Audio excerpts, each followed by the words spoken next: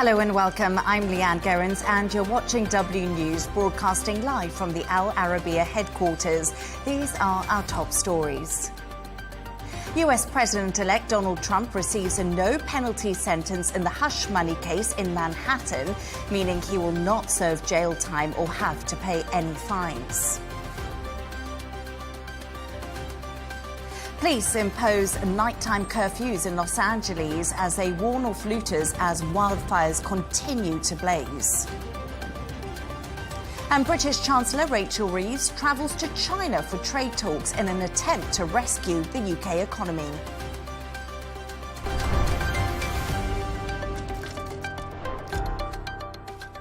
To our top story, and US President-elect Donald Trump has received a no-penalty sentence on all 34 counts at his hush money case in Manhattan today. The incoming president, who appeared via video link, will avoid jail time, probation, and will not have to pay any fines. Speaking to the judge, Trump called the case a political witch hunt intended to damage his reputation so he would lose the election. We can now join our correspondent who is in New York, Mitch McCann. Mitch, thank you so much for joining us this evening. No jail, no fines, no probation. Is that the outcome we were expecting?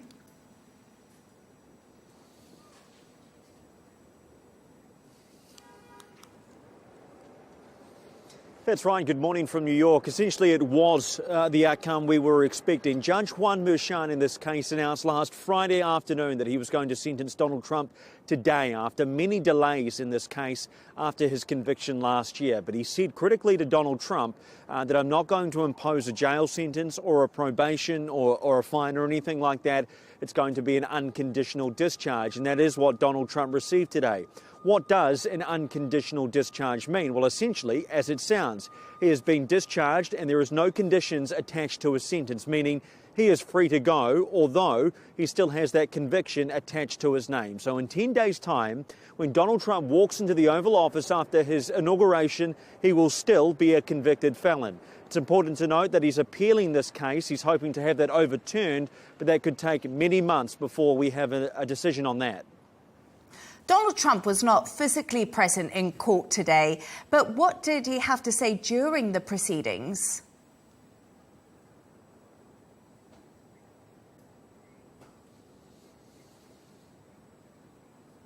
Yeah, that's right. Donald Trump was beaming in via a video stream to the court, sitting very close to the camera alongside his defence lawyer, Todd Blanche, who, it's important to note, is going to be working for him when he's president in the Justice Department in just a couple of weeks' time. But Donald Trump said when it was his turn to speak, this has been a terrible experience. I think it has been a tremendous setback for New York and its court system. As you mentioned at the top, he called it a witch hunt as well, something he has been trying to get across for a very long time. We only have to look back to the trial last year when Donald Trump would walk out in the lunch breaks or at the end of the day saying that it was a witch hunt and it was political interference. We also heard the same argument from his lawyer, Todd Blanche, today, who told the court that the Manhattan District Attorney's Office had passed on this case before, but it wasn't until Donald Trump announced he was running for president again in 2022 that they resurrected this case and tried it in a court. So Donald Trump stuck to his usual script, calling this a witch hunt today, but in the end, really, it has to be said this was a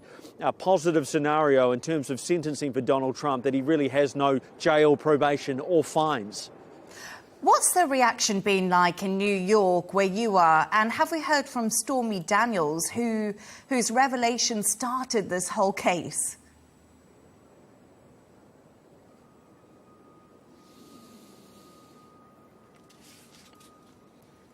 Well, the first thing to answer is no, we haven't heard from Stormy Daniels, who was integral to this case. She appeared in court last year as well. Nothing posted on her social media, and I think one might assume that Stormy Daniels perhaps is wanting to stay out of the limelight when it comes to Donald Trump after going through that experience for many years, including that trial last year. As for the reaction in New York, it has been a relatively quiet one, mostly because we knew of what the likely outcome was in terms of that unconditional discharge today. Behind me, there were some people earlier, probably a couple of dozen who had their Donald Trump flags here to support the president-elect, but they've all gone home now. So a very quiet and cold day here in New York, most people knowing what the outcome was going to be. And just finally, I will point out that this is really the only case of Donald Trump's that has advanced to trial and now sentencing. At the start of last year, he had 4 trials he was looking at. He only had one in the end. And he has received no meaningful sentence in terms of prison, and he will be president again in a very short time. So a remarkable change in fortune, you would have to say,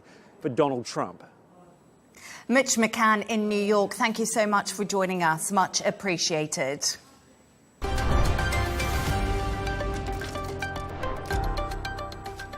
Chinese President Xi Jinping will send a high-level envoy in his place to Donald Trump's inauguration later this month, according to the Financial Times newspaper.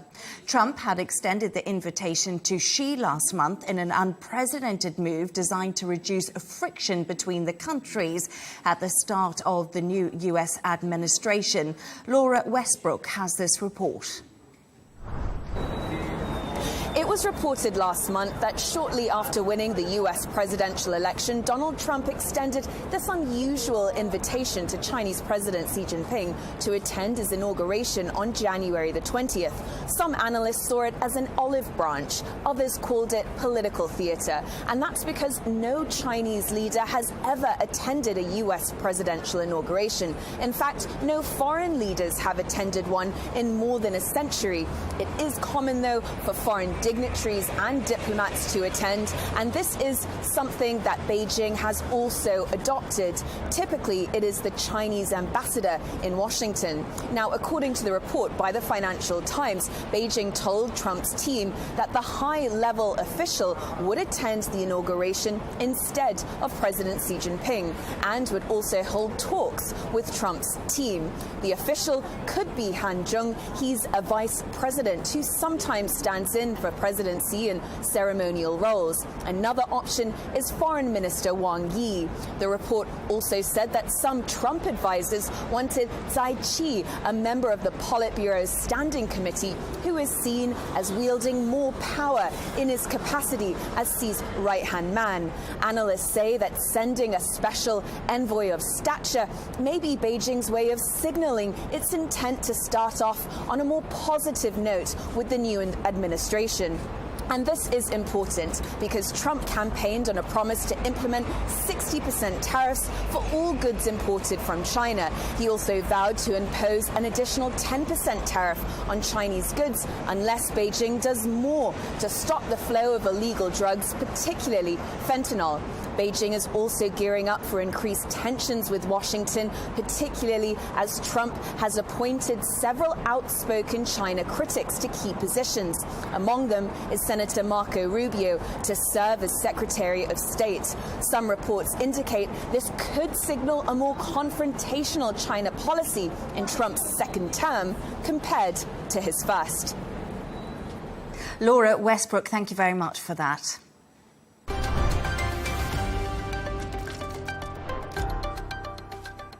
The wildfires in Los Angeles continue to rage for a 4th day, with at least 10 people killed as a result of the blaze.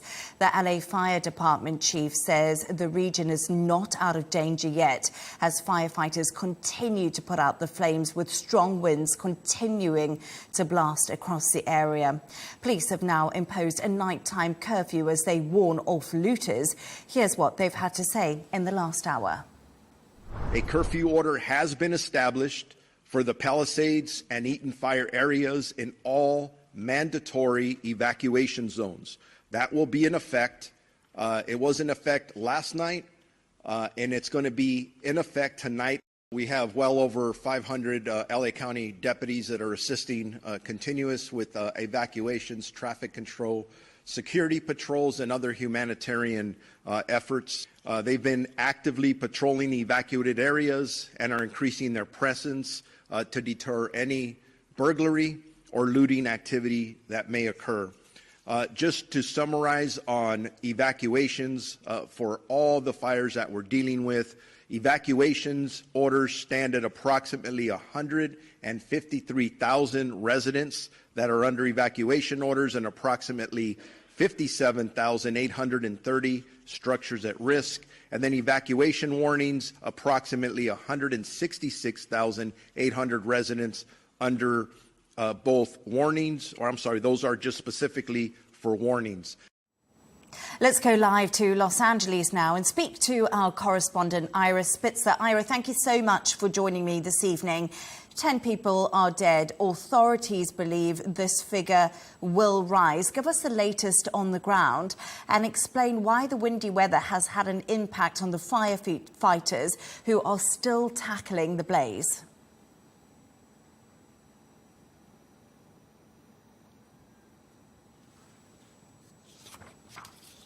Well, we've just had more information from authorities here in Los Angeles in the past hour, as we also just heard from the sheriff there. And the two major wildfires here, the Palisades fire, which you can see the smoke from behind me there, as well as the Eaton fire, which is about 60 kilometers to the east of the Palisades fire. Overnight, there was some progress on containing both fires. The Palisades fire is now considered 8% contained. The Eaton fire at 3% contained. Now, while there's still obviously a long way to go, that's a significant improvement from just 24 hours ago when both of those fires continued to rage out of control. Now, you mentioned the wind. That, of course, is a significant issue here. That is the major cause of the fires to start and presents a series of challenges for those trying to battle the fires on the ground and in the air. Aircrafts is a significant part of these firefighting efforts, and those aircraft were not able to deploy in those initial stages because of the high winds. Now, that situation has changed. Now we see lots of helicopters and fixed-wing aircraft up there, but in terms of dropping water onto the fires, high wind still makes it difficult to do that effectively. It also creates difficult conditions for those battling the fires on the ground because the fire spreads more easily, and it's just a more difficult situation. There is a bit of a break from the winds today. However, we do expect those winds to pick up, especially into next week. And again, remember, there are still these huge wildfires burning, so it's much easier now for those fires to spread if we do have more periods of high winds. Almost 100,000 homes and businesses in Los Angeles are currently without electricity. And as you say there, the conditions, there's been high winds. If you look at the pictures, it almost looks apocalyptic after the fires. How are these people being supported at the moment?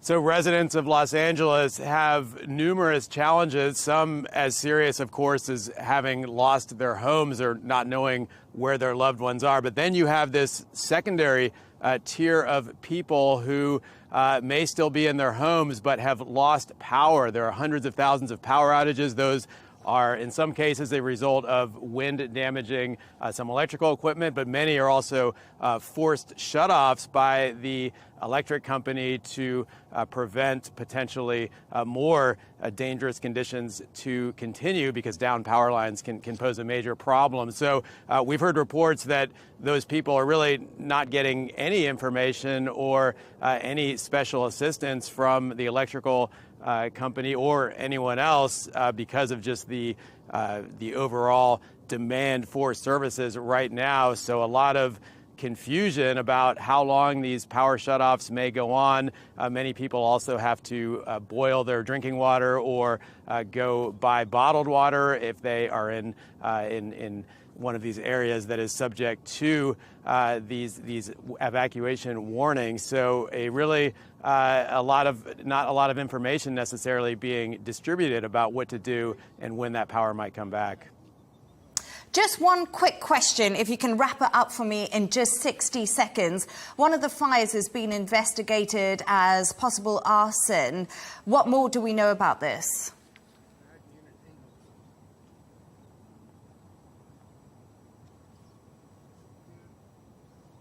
So the Kenneth fire exploded near Calabasas last night, and then a few hours later, there were reports of a man actually with a blowtorch in that region, and he was detained by neighbors who eventually called the police, and the police came and arrested that person on suspicion of arson. Now, we've learned that they didn't have probable cause in the end to charge him with arson related to that Kenneth fire. However, he did have some other outstanding warrants, so he is being held for the time being. So not clear yet whether that fire was a result of arson. Not clear yet what started any of these fires, but certainly with the community on edge, a situation like that, very scary. Ira Spitzer in Los Angeles, please keep safe, and thank you so much for joining us this evening.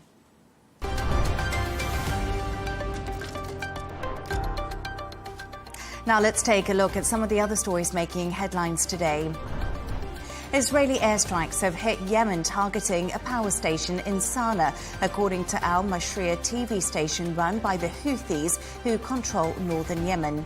Britain and the US have responded with airstrikes after reports of the Houthis targeting shipping areas around Yemen's main oil export terminal. Israeli Prime Minister Benjamin Netanyahu has recently said Israel was only at the beginning of its campaign against the Houthis. A meeting between Donald Trump and Russian President Vladimir Putin will take place. Despite no exact date, the US president-elect confirmed it was being set up, with the Kremlin saying it was open to talks. Trump has promised to end the war in Ukraine as soon as he assumes power on the 20th of January. Social media platform TikTok faces the US Supreme Court today as part of an appeal to overturn a ban on its presence in America. If TikTok loses the appeal, it will be forced to sell to an American company and divest from its Chinese parent ByteDance, or face being blocked in the country. US President Joe Biden had previously backed the ban, citing data privacy concerns, but incoming President Donald Trump has sided with TikTok. Actor Alec Baldwin has filed a legal claim against the lawyers who pursued him for criminal charges following the death of a cinematographer on set.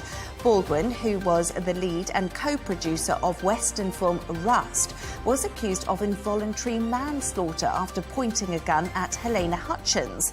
The latest lawsuit claims prosecutors sought to scapegoat the Hollywood star and were blinded by their desire to convict him. 2004 was the world's hottest year on record. The European Climate Service claims the Earth exceeded 1.5 degrees Celsius, with emissions such as carbon dioxide being blamed for an increase in temperature. UN Chief Antonio Guterres has described the news as climate breakdown. And the world's most powerful passport has been revealed by the 2025 Henley Passport Index. Singapore has retained the top spot, offering visa-free access to 195 countries. Japan takes the second place, with the United Kingdom falling to fifth position.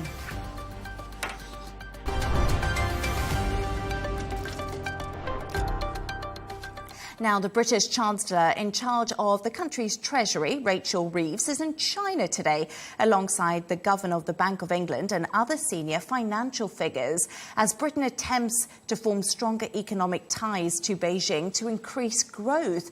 China is the UK's fifth largest trading partner, worth £32 billion in exports in 2024.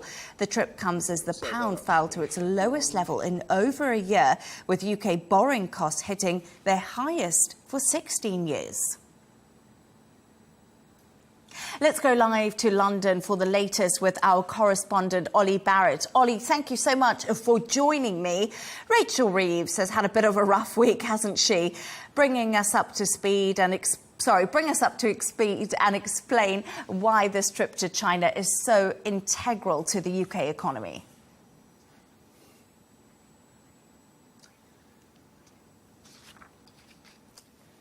That's right. She has had a rough week, and we'll get to that in a second. But actually, it's very much related that she is in China. The UK government, the new UK Labour government, feels that policy towards China from the outgoing Conservatives was muddled and incoherent at times, and it believes that it can have a much better relationship with China. It can boost trade ties with China, and that could be a significant contributor to the UK economy in terms of economic growth. And economic growth has been a central mission of the new UK Labour government. But that is part of the reason that the UK government is having such a difficult time at the moment. We are, according to the latest data, in a period of basically zero growth at the moment. And as you say, in the last week or so, we have seen UK borrowing costs spiking. We've seen the pound slumping against a series of international currencies. And the opposition Conservatives will tell you that part of the reason for that is the policies of the new Labour government. They say the budget that Rachel Reeves introduced in October has throttled economic growth, has led to companies to put hiring freezes in place because of the extra taxes that she has placed on employers. Now, she would deny that, and Labour say that a lot of the difficulties that is being seen on international borrowing markets at the moment, for example, are to do with international factors. But it is very clear that things are not going the way that the UK Labour government had planned when it got into power. Now, that presents a problem for a number of reasons. One is political. This is a government that said it would boost economic growth, and at the moment economic growth does not seem to be being boosted at all by the policies that we've seen from the Labour government so far. The other is around future plans, because as borrowing costs spike, the UK government is obviously having to spend more on its borrowing, and that calls into question its future spending plans. Now, will Rachel Reeves, the Chancellor, have to go for fresh tax hikes to pay for these higher borrowing costs? She says that she's not going to do that, which means that the prospect of spending cuts is being raised as a very real prospect in the months ahead so that she can balance the books. Now, this is a government that's promised there won't be a return to what is called austerity of previous Conservative governments, so that presents a major conundrum for Rachel Reeves. She's being accused of being missing in action by the opposition Conservatives for heading to China. They say she should have cancelled this trip. The government says at a time of economic slowdown, China's exactly where you want to be. Olly Barratt in London, thank you so much for that reporting. Let's delve into this a little bit more with economist Leigh, who's joining me now. Leigh, thank you so much for joining me this evening. Olly touched on this. The pound has sunk to its lowest level in a year and borrowing costs are soaring. Earlier, the Culture Secretary, Lisa Nandy, said the public should not be worried about this. She kind of suggested global trends that have affected many countries are in the mix here. And this is why the UK is seeing these signs in the economy and they're not an outlier. Do you think she's right in her assessment here? Yeah, that's right. Labour wheeled out Lisa Nandy. She's not usually somebody that we see talking on economics, but as Olly, your reporter, just mentioned, Rachel Reeves is otherwise engaged in China. Yesterday, she was asked to, there was an urgent parliamentary question on these rising government bond yields, on raising government borrowing rates. She was on a plane or didn't turn up, and we had her deputy. Neither Lisa Nandy nor Rachel Reeves' deputy acquitted themselves all that well. But Lisa Nandy is onto something, that the UK is not the only place where borrowing rates are absolutely soaring. We're seeing something very similar in the US, something similar in France. I think the UK is a little bit different in that rates have come up much more quickly than in these other places. But generally, worldwide, we are seeing rich economies running massive budget deficits. The sort of lending that the borrowing, that they took on during the pandemic to make sure that people who lost their jobs weren't completely cut off from any support. That kind of borrowing has continued despite the fact that most advanced economies, UK slightly exceptional here, are in a bit of a recovery phase. And now when governments borrow, most Western governments spend more than they take in taxes. That means they have to borrow. Now, the more that they borrow, the more risky it is that that debt will not be repaid. And so anyone who is lending to these governments demands a higher rate of interest to sort of cover the risk of a reduced chance of repayment. Laurie, many economists have highlighted that the gilt sell-off that you've mentioned has in effect wiped out Rachel Reeves' fiscal headroom, so it doesn't have much movement.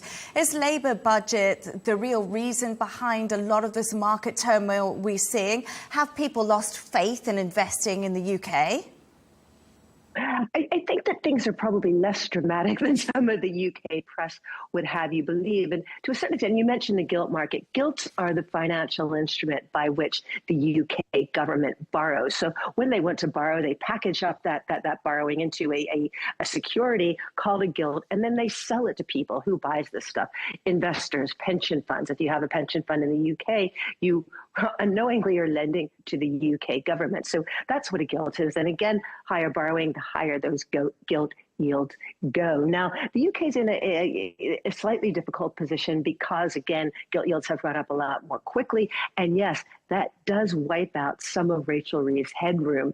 What that means is that she really has no spare cash if the investment that she has already pledged doesn't make the economy grow any more quickly. And the UK economy does seem to be stagnant at the moment. Now, what that means, interesting question. She has promised that she's not going to come back to to taxpayers for more money. Doesn't have a whole lot of options, though, if growth doesn't materialize. A lot of speculation right now that she may have to scale back some of her spending plans. Back in October, in her first budget, she announced a big expansion in spending, mostly to be spent on the National Health Service, some to go into education. Now, if she is out of, kind of margin, out of a financial cushion, if that's run out because of those higher interest rate costs the government's incurring, what does she do now? It would be very difficult for her to go back and ask people for more taxes. So I think that the feeling is we may see some crimping of that financial investment, that spending that she announced back in October. In 60 seconds, can we just sum up the US economy? It's smashing expectations with today's job reports. How are the markets reacting to this data over in the US? And give us a little bit of insight in how you think Trump's going to be doing in the next sort of... he comes in the next 10 days. And I think all financial markets are holding their breath at the moment ahead of this. Absolutely. This is absolutely fascinating. As you mentioned, blockbuster job report. The economy added 256,000 jobs, way more than anybody expected. The upshot is that the Federal Reserve, which has been cutting interest rates, is probably not going to be able to cut interest rates as quickly as they had signaled, say, 6 months ago. It's because a strong jobs market leads to higher wages, which can become inflationary. Now, we know Donald Trump doesn't think a whole lot of the Fed chair. That's the head of the central bank, Jerome Powell. He wants interest rates to come down more quickly than Powell has promised. Really sets up the potential for a showdown between these two men. Yeah, absolutely. That's one showdown I'm sure we'll be following. Economist Olly, thank you so much for joining me this evening. I really appreciate you.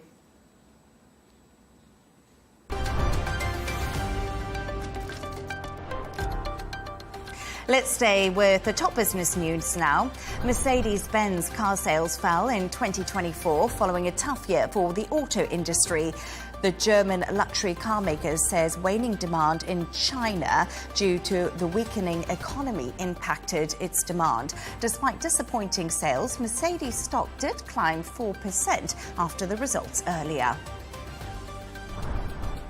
Oil prices are surging today and are on track for a third straight week of gains. This comes as traders focus on potential supply disruptions from more sanctions on Russia and Iran ahead of President-elect Donald Trump's inauguration this month. Brent crude and WTI are up around 3%.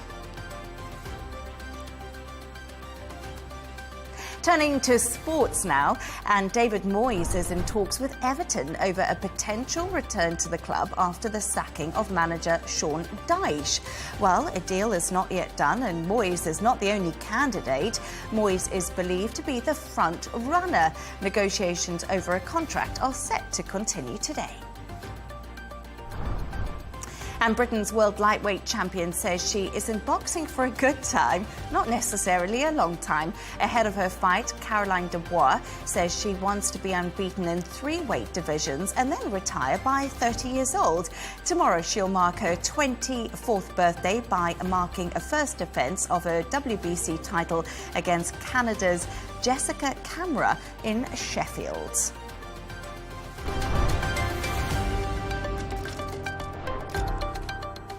A reminder of our top stories today. US President-elect Donald Trump receives a no-penalty sentence in the hush money case in Manhattan, meaning he'll not serve jail time or have to pay any fines. Police impose nighttime curfews in Los Angeles as they warn off looters as the wildfires do continue to blaze. And British Chancellor Rachel Reeves travels to China for trade talks in an attempt to rescue the UK economy. And that's all from us on W News. Thank you so much for joining us. Coming up next, we have special interviews with the former US ambassador to the United Nations, John Bolton, as well as the Israeli Energy Minister, Eli Cohen. And don't miss the dressing room with Joe Cole, Wayne Bridge and Carlton Cole. That's all happening tonight, so you better stay tuned because there's lots to watch. Happy Friday and good night.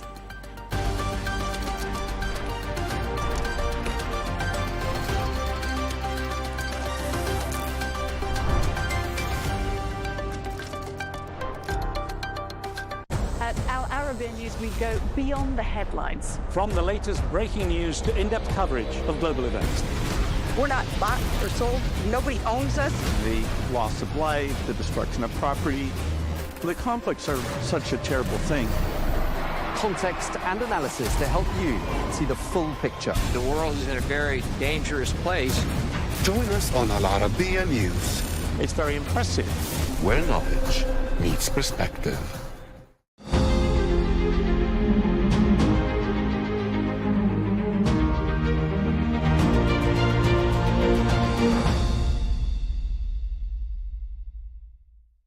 Hello and welcome to this special interview on Arabiya News. I'm Tom Burges Watson. Now, during the past week, we've heard the US President-elect Donald Trump suggesting that he'd consider using military force to gain control of the Panama Canal and Greenland, as well as economic force to acquire Canada. Well, today we ask, what do we read into this? And is Donald Trump serious about growing the US footprint? And if so, how might he go about it? Well, we're joined now by Donald Trump's former National Security Advisor, John Bolton, who also served as the US Ambassador to the UN. Mr. Bolton, thank you very much indeed for being with us. From what we're hearing, it does seem like Trump 2.0 could be a stunning departure from decades-old norms about territorial integrity. And I'd like to start by talking about Greenland, which is, of course, an autonomous Danish territory. Denmark is a long-time ally of the United States. It's a founding NATO member. Do you think there's a case here for the United States taking control of Greenland? Well, let me say first, there is zero chance that the United States is going to use force to do that. And the way Trump approaches issues like this, especially in such a public fashion, leads people, unfortunately, to think that the whole idea is kind of bizarre. But let me just say, I looked at this question very carefully in 2019 when it first arose, when I was National Security Advisor, and the United States has long had significant security interest in Greenland. We go back to World War II, just as one example. Franklin Roosevelt put American military forces on Greenland at the invitation of the local government before Pearl Harbor, after the Danish government fell to the Nazis. Because of the importance of the North Atlantic convoys. In the Cold War, it was quite important. So there's a long history here. And how to resolve the current threats in the Arctic from Russia and China, especially as global warming results in more maritime passages through the Arctic Ocean, is serious not just for the United States, but for Canada and the entire NATO alliance. I think there are ways that we can have quiet conversations with Denmark and the home rule government in Greenland. I don't think it's appropriate to negotiate this in a football stadium under spotlights. And I think that quiet diplomacy is the way to go here. because I do think this serious issue needs serious consideration. Okay, so it sounds like you don't entirely agree with the means, but do you agree with the end goal, which is, did you conclude in 2019 that, yes, indeed, the United States should acquire Greenland? Well, we didn't get to that point because Trump blew the negotiations up. We hadn't even really started by talking about it publicly and putting the government of Denmark, democratically elected government of Denmark, in an impossible political position. This is not how you negotiate with friends and allies. It's one thing to send a signal to the Chinese and the Russians, but you don't put friends in a corner up against the wall. Look, I'd be satisfied ultimately with full American sovereignty over Greenland. I don't think that's going to happen. And I think it's important, as my former boss, Jim Baker, used to tell me all the time, keep your eyes on the prize. The prize here is security for the United States and its treaty allies, including Denmark. It's not necessarily sovereignty. We have an existing bilateral treaty with Denmark, the Defense of Greenland Treaty from 1951, that could be a vehicle. I think there are many possibilities here, but it's a sensitive subject, as people I'm sure can understand, and the way you deal with subjects like that is privately. Okay, another sensitive subject, the Panama Canal. What do you make of what Donald Trump's been saying about that? Well, again, there's not going to be any force used against the Panama Canal. It's so typically the case. Trump takes an issue where there's a grain of importance in what he's saying, and you lose sight of the real focus because of his bizarre approach. Panama Canal is vital for American national and economic security, and really for world trade and economic prosperity in troubled times. I think many Americans, many people around the world, are concerned by the Chinese effort to gain control of sensitive port facilities and sensitive maritime locations like the operation of the Panama Canal. I do think there are issues with what China is up to, and I do think that it's legitimate for the United States and others who depend on the canal to raise this with the Panamanian government. That's what we should do, again, privately, quietly, and just make sure that Chinese operators, Chinese involvement, which should be minimal to begin with, does not pose a threat. Former U.S. ambassador to Panama, who you may know, John Feely, told U.S. media that taking back the Panama Canal would require a war. Do you agree with that assessment? Well, it would require steps the United States is not going to take. This is Trump blowing steam and trying to confuse people.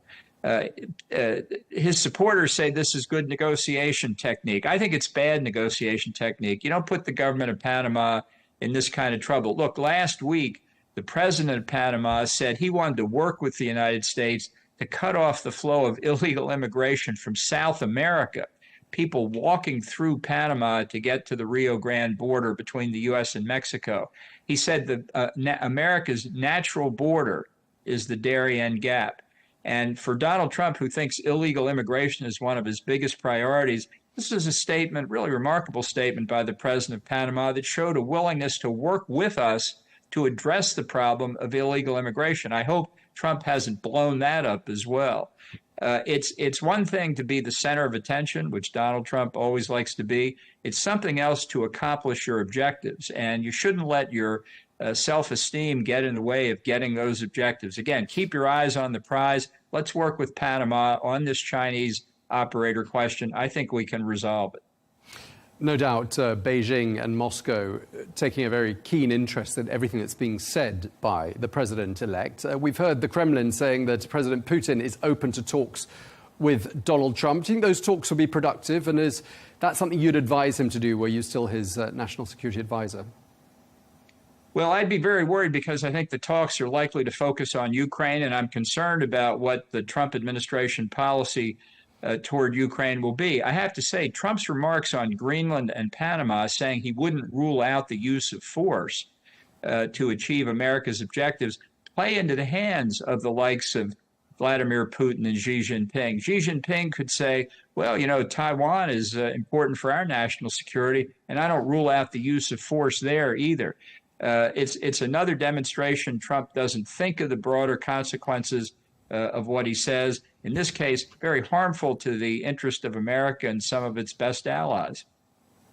Some people are saying we're seeing a much more emboldened Donald Trump than we did when he first took office back in 2017. Some are calling this the no restraints maximum Trump, and of course with Elon Musk at his side.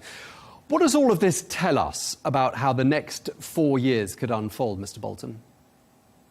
Well, I wouldn't necessarily extrapolate from these kinds of remarks.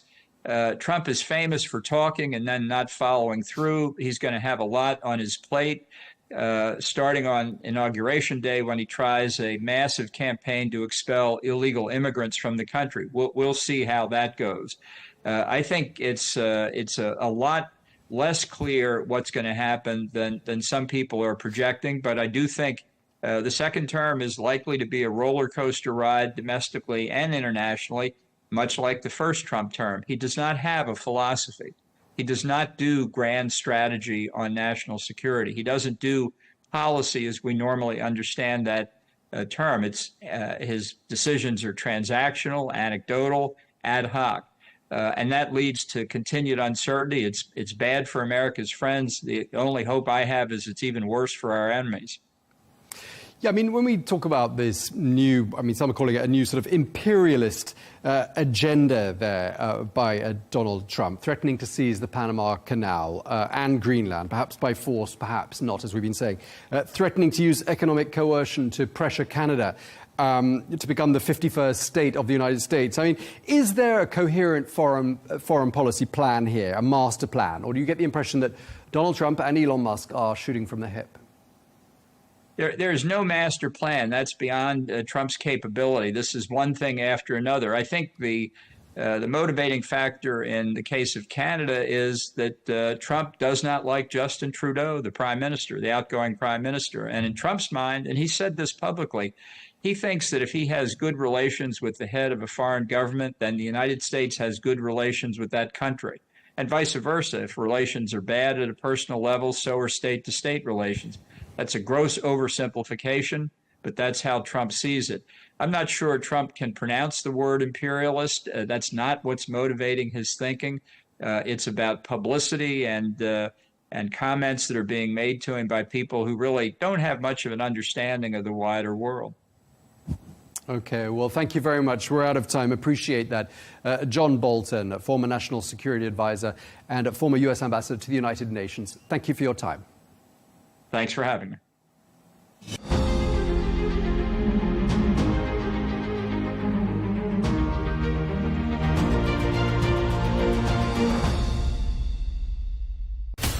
From the White House to Gaza, Kyiv to Beijing, elections, economics and the environment compete with conflicts and other complex issues for our attention.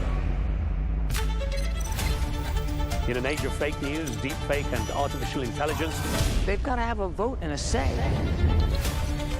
It's important to look beyond the loudest voice to understand the truth. From newsmakers to groundbreakers.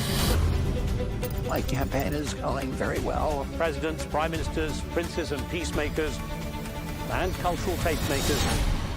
As Arabs, as Middle Eastern, we're too emotional. Join me on The Riz Khan Show for empowering conversation.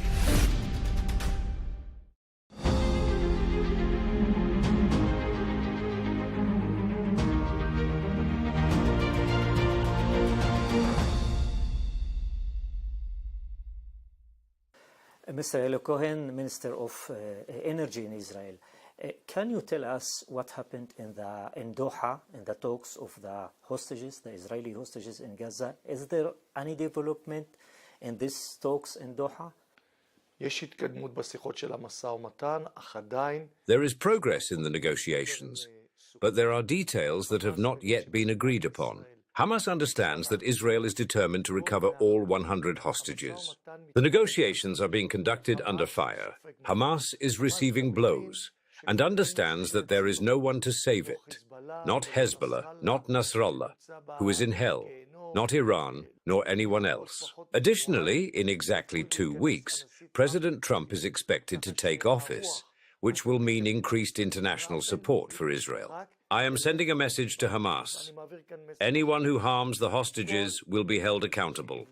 All the heroes of Hamas who posted pictures on October 7th while assaulting Israeli citizens will be held accountable one by one.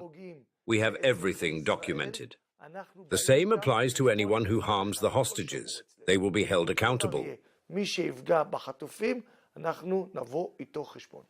Now, can we say that there is we are close to a solution to this issue of the hostages? There is a narrowing of gaps. Ultimately, in my estimation, the matter depends on Mohammed Sinwar. The Sinwar family has brought disaster to Gaza, where there are evacuees and displaced people who have witnessed the strength of the Israeli army. The state of Israel can be surprised, but it cannot be defeated. Can you tell us when this war will end in Gaza? When two main conditions are achieved, when the hostages are returned, and when Hamas leaders lay down their weapons and leave the Gaza Strip. You will accept that the Hamas leaders will leave Gaza and not to kill them?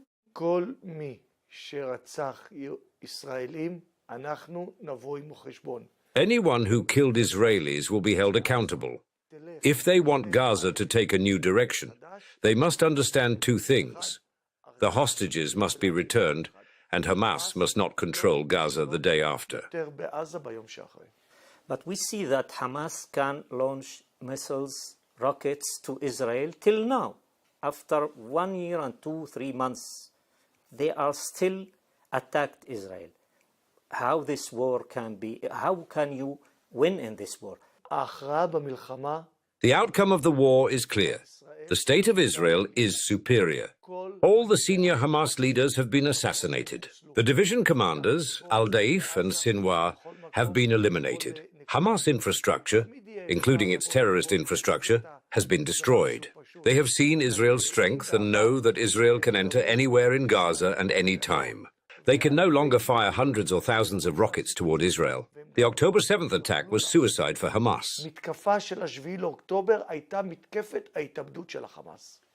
But we see that they are also kill soldiers in Gaza. Every 3 days, they kill 1 or 2 or 3 soldiers.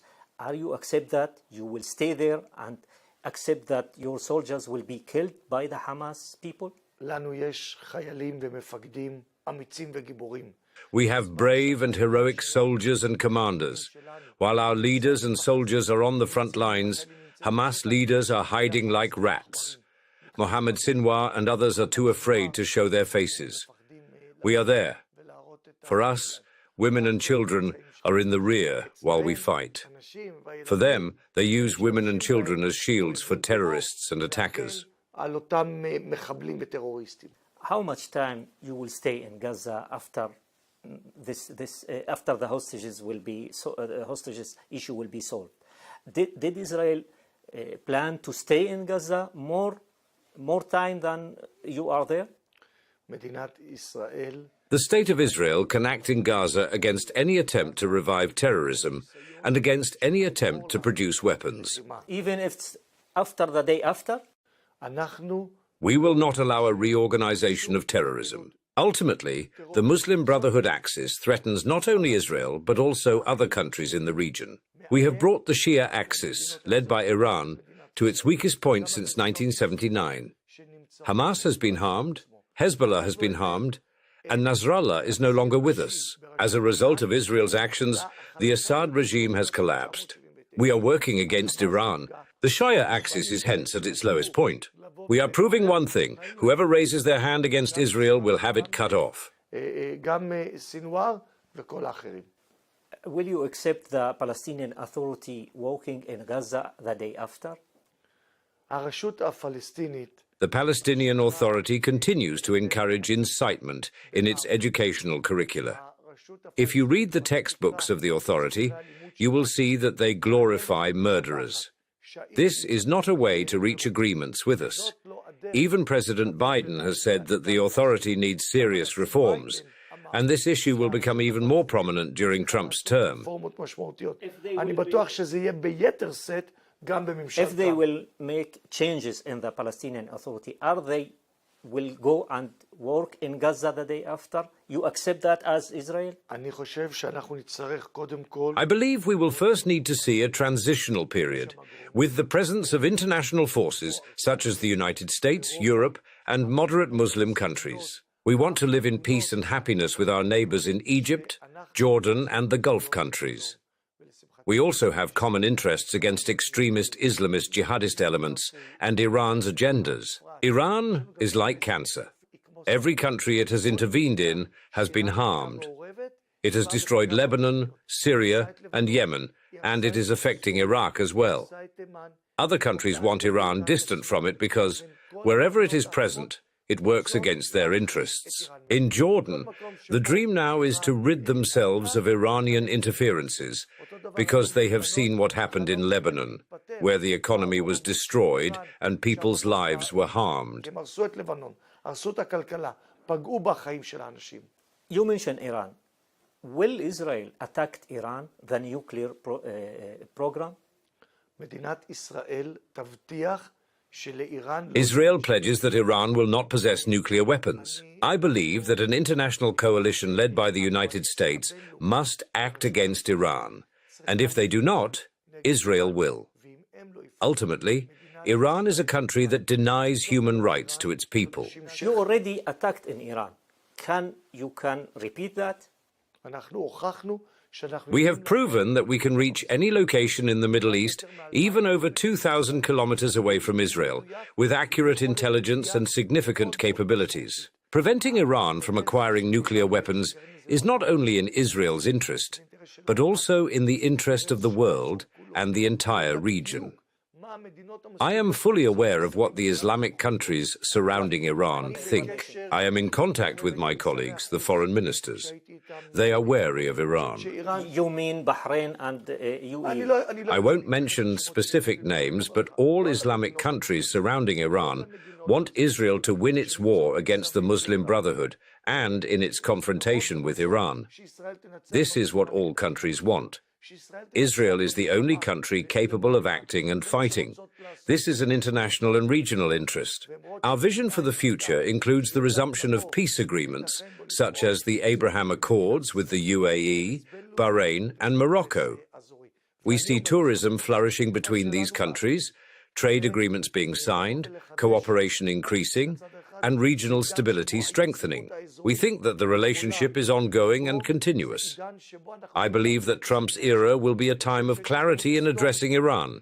It will be a time when regional stability could advance and peace agreements could be expanded. Do you think that Saudi Arabia now want to continue the negotiation and the talks with a normalization with Israel without solution to the Palestinian issue?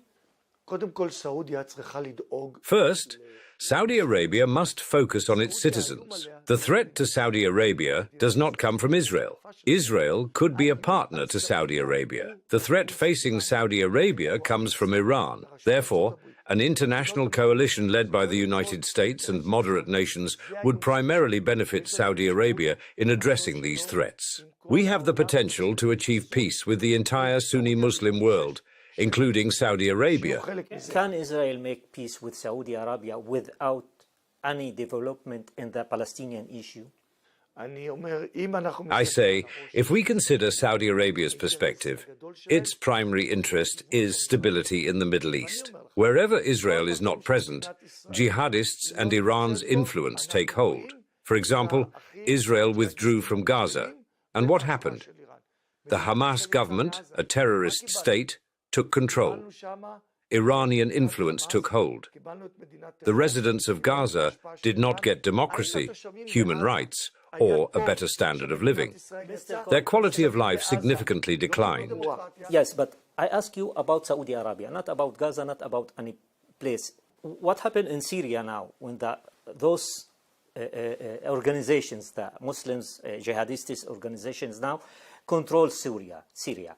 What do you think as Israel? It's something that make you very,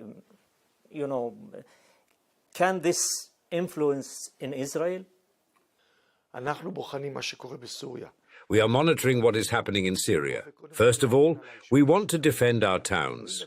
We clearly tell all parties there that we will address any attempts to transfer weapons to Lebanon from Iran or Iraq or Syria. There's no doubt that the current rulers of Syria have a very controversial background, as they include former Islamist jihadists and former Al-Qaeda members.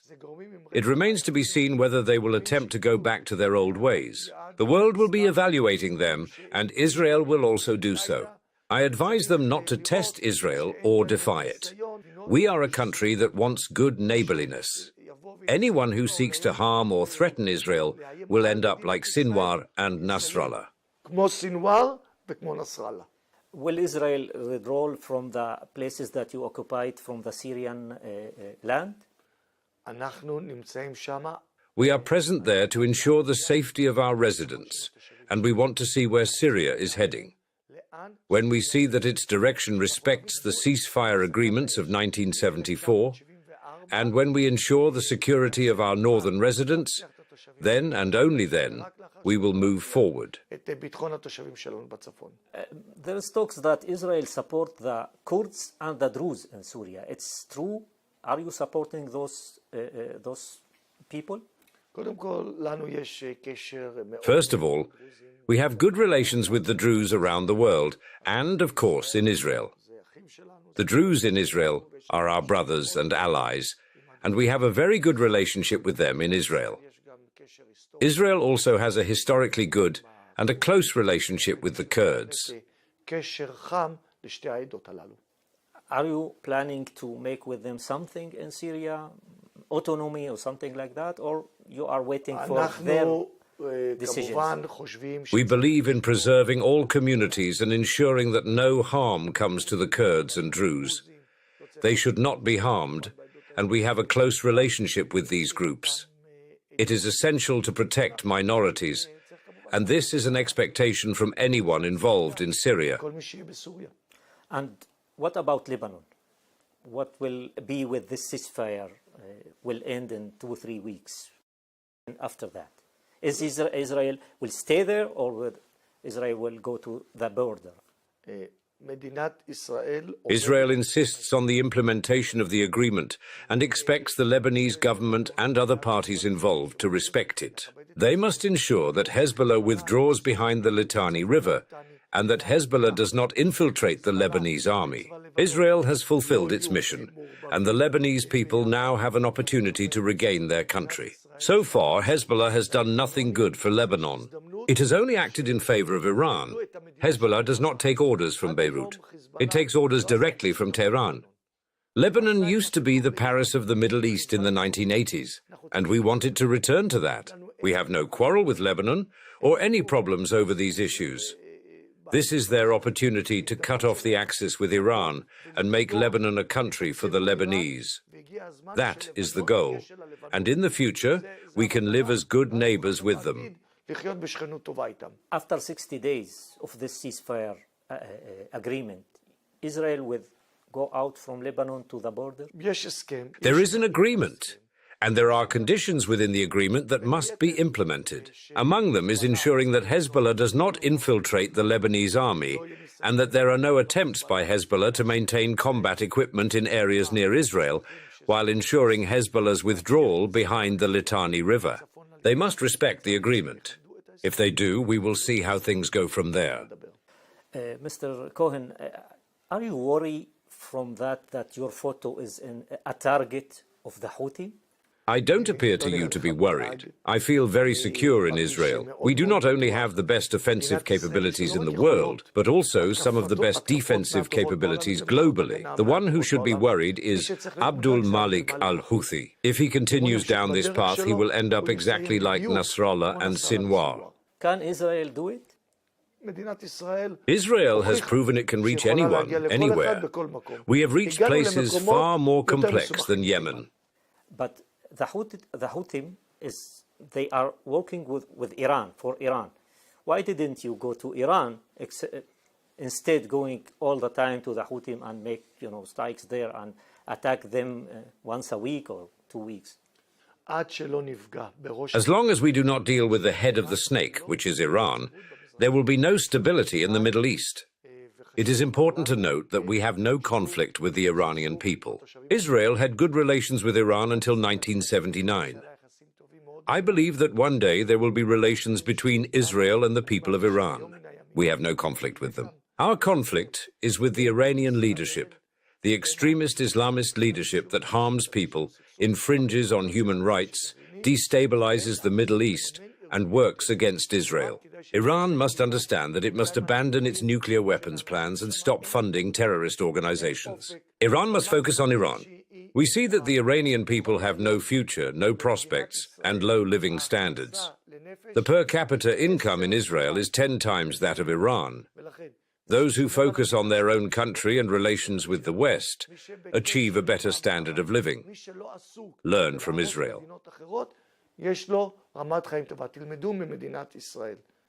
Mr. Cohen, I want to ask you something else. When you were a foreign minister, you met the foreign minister of Libya, Mrs. Najla El-Manqoush.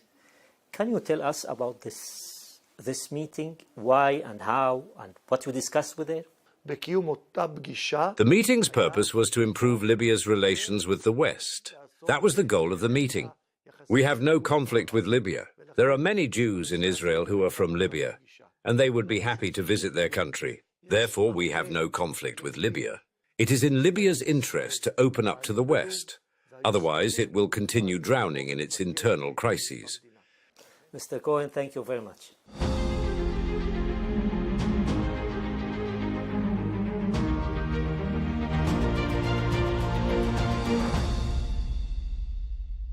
At Arabiya News, we go beyond the headlines. From the latest breaking news to in-depth coverage of global events. We're not bought or sold. Nobody owns us. The loss of life, the destruction of property. The conflicts are such a terrible thing.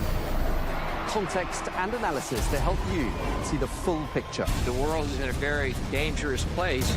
Join us on Arabiya News, It's very impressive. where knowledge meets perspective.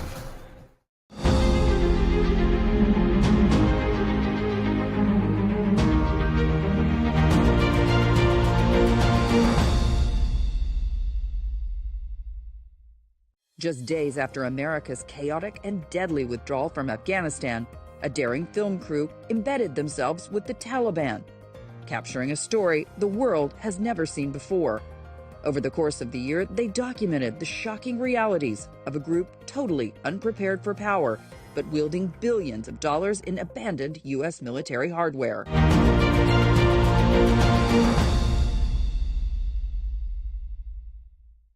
Desiree, thank you so much for joining Al Arabiya. I want to kick off by asking you what brought you to this project.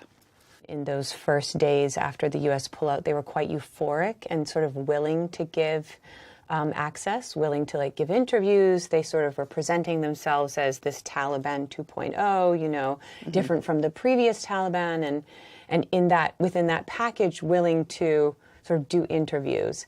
And that was the window that Ibrahim went in with. And keeping that access over 1 year was much harder than actually getting it in the first place. And even though getting it, we got it with the lower level Mukhtar, the second character, and sort of worked his way up to the big boss. I noticed this sort of tendency throughout the film for these guys constantly to be looking over their shoulder, in the sense they were always fearful of being infiltrated. And no doubt this was something that they feared as well. For sure. For sure. Especially, I think, the longer he stayed, because they just, you know, it's like they even explain in the film, they're like, well, what's he doing? He's making a documentary. It's like a movie, but with real people, you know? And I think that, but what's interesting about that is he had one person with him, his translator, Adele, who was really trusted, and he was like the only person that was with Ibrahim really this whole time. And the first time that there was this kind of threat voiced towards Ibrahim while he was filming, Adele translated it, and he said to Adele, don't ever translate that stuff to me again.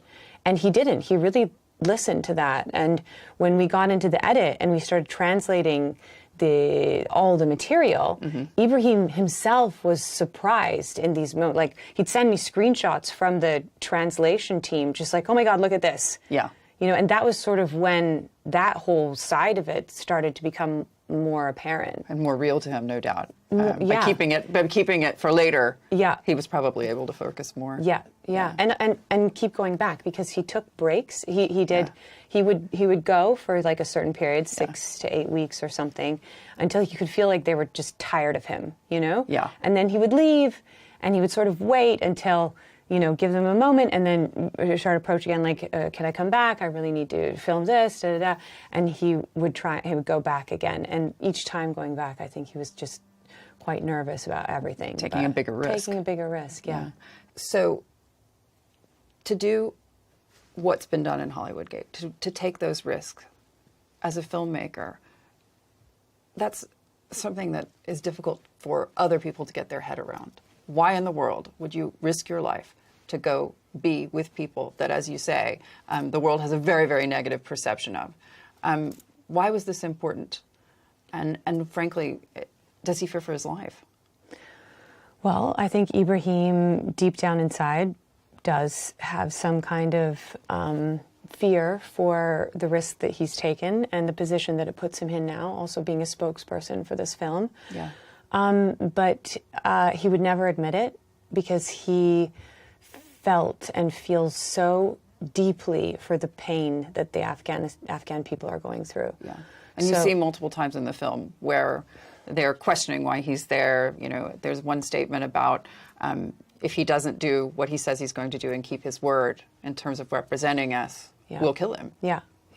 Which actually he didn't know fully, because he told his translator, who was with him the whole time, after the first threat came through, he was like, don't translate that stuff for me. And Adele actually listened, and so those things were discovered in the edit later, and he'd be sending me screenshots saying, oh my God, look what they're saying, you know? So he wasn't fully aware, but he definitely felt it. He wasn't ignorant to it. Yeah. And the last day, the parade that we shot, that was the last thing we shot, because it was very clear to him that that was dangerous. Yes, exactly. Because we had sort of been filming within one section of the leadership, but on that day, all the leadership was there. And Ibrahim was the only person on that stage with a camera. Yeah. And so other parts of the leadership, I think the head of security, et cetera, they noticed him, and they were like, wait, who are you and what are you doing here? Yes. And you're coming with us.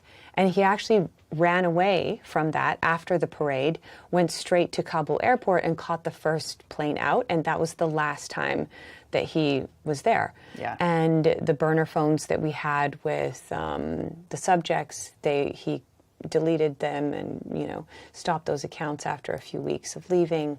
The very idea of going in to a place like Afghanistan, where the U.S. has just, you know, made this disastrous withdrawal, putting your feet on the ground when you know that your life will be at risk in every moment, most people would say, he must be crazy. I know. Is Ibrahim crazy? No, he's just a deeply empathetic person. He grew up in Egypt. Yeah. He grew up, you know, also observing.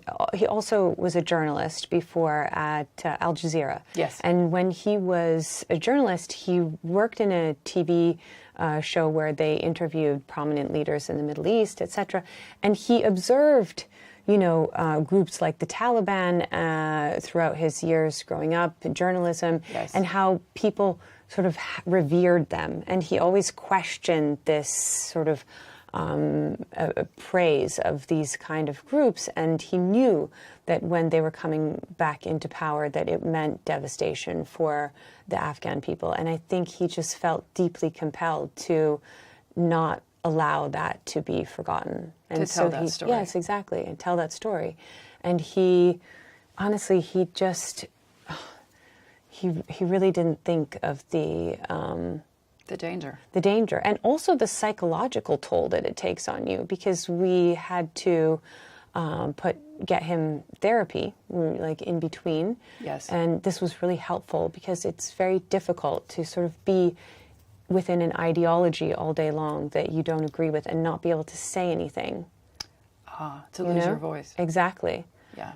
And he, early on, there's one story that he told recently that I only heard recently from him, that in the early days, there was one younger Talib who seemed really intelligent, you know, and he sort of had a dialogue with him, and he was like, you seem so intelligent, like, why are you in this? Why are you doing, like, you could get a degree, you could be an engineer, you could go and, like, do something with your life. And that young Talib went to his commander and was like, you know what, I don't want to do this. I want to go and be an engineer, and I have other dreams maybe for myself. And the commander was like, where did you get these ideas? Wow. And he said, well, that cameraman. And he was called here, and do you ever say something like that again? Like, you're dead, you know? Wow. And so that he then kept his mouth shut. He understood that saying anything to anyone was going to endanger him. Yeah. And he kept his mouth shut, and he kept his camera rolling. And he kept his camera rolling, you know, there's so much that we had to shoot to sort of just appease them. No doubt. You know? Like all their propaganda ideas, right? Because this film's very much about how they think they're going to use, how they learn perceived from Hollywood, which is part of the title, even though it's on the gate, about propaganda. Oh, okay, now maybe we should start to create propaganda. Yes. And they're even learning that to use on their own people now, right? This narrative of, oh, the West is this, the infidels, the whatever, right? Propaganda is such a powerful tool in the mechanisms of creating war and control, right? Yes. Controlling society. And we had to shoot. So he was always watched and controlled what he would shoot, right? And the bits that we made the film with were like the bits in between when they forgot, because he spent so many hours there. And he would sit in rooms just holding the camera on them so they'd forget about the camera. Yes. And it wouldn't even be on because he knew he was shooting stuff that he's not going to use for hours and hours. They forget about the camera. They forget they're mic'd up. And then click, you know, start rolling. That's the moment. And and the film was built through those in-between moments. Yeah. It's fascinating the idea of that bird's eye view in those very first days, because it was very clear that they, as the Taliban, you know, had stumbled into a victory that they never anticipated. Yeah. And you really see, I mean, as someone who covered the departure from Afghanistan, at least from a journalist's perspective, what it must have been really like for them walking into those buildings and seeing the mess that the coalition forces had left behind. And even they were surprised. How could they have left all of this here? Yeah. Right? Like total surprise. No, and even a friend of mine who's incredibly intelligent, when she watched the film, she was like, honestly, I don't even look at it as like the Taliban and this and that. It's like one sort of foreign group, almost anthropological study of like what happens to a certain culture when they come in contact with another culture, right? Because they start to pick up these things and these objects, and they see all these objects, and you can see when they are walking out of the caves, they say, well, if we had all this stuff, we would rule the world, right? So it's how these things start to infuse them also with ideas and change the way they think even, right? Yeah. And then they fix the weapons and what they, you know, how they end up with like calling the Tajikistan and threatening them. I found it very interesting as well. I mean, walking into that hangar, the shots of the planes. Right. For me, this just sort of in every way symbolized, frankly, what America, sadly, has become in that part of the world. Yeah. And it was hearkening back to the days of Vietnam and the fall of Saigon. And we heard that analogy made time and time again. In your mind, what does this film mean in terms of a broader representation of what's happened over the last several years? Because if you look at the fall of Afghanistan, this disastrous departure, and then 4 years on, we have multiple wars, a deeply destabilized Middle East, even right now what's happening in Syria. And many would say that this is a direct result of the U.S. leaving Afghanistan, that this started a chain reaction. Putin would not have invaded Ukraine. Israel would not be doing what it's doing in Gaza, et cetera. And that may be a false assertion, but certainly to those who've watched the region as I have and you have for decades, it feels as if that was the beginning. Yeah. War begets war begets war. Yeah. Right? Yeah. Is it ever the solution? I mean, obviously we look at that and we question this war machine, right? You have to question, is that the way to do it, because we set these weird, unreachable goals, right? It started in Afghanistan as we're going after bin Laden, and then it became nation building, freedom, democracy. Look at Iraq. It's not working. Yeah. We have to obviously come up with a different way forward. Yeah. When you think about sort of, you picked Hollywood Gate, you also obviously did Navalny. What do these types of films mean to you? The truth, I think it's really important in film. What can you see through a film? 90 minutes with Alexei Navalny, I feel like, will give you so much more understanding of him as a human being than whatever you read in the news, 2 minutes here, 2 minutes there. It's like you lived with him. You felt his sincerity, right? Yes. Watching what we left behind, Afghanistan now, just the destruction and the people that are suffering there. It's incredible. It's like the Western media would love us to just forget and they don't focus on it anymore. Exactly. And that's what hopefully this film will get people to do, is just look at it.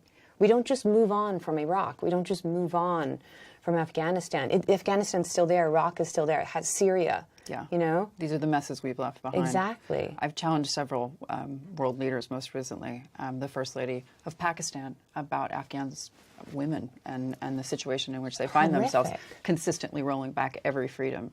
And the narrative that we see is that we gave them great promise for 20 years and then we utterly abandoned them.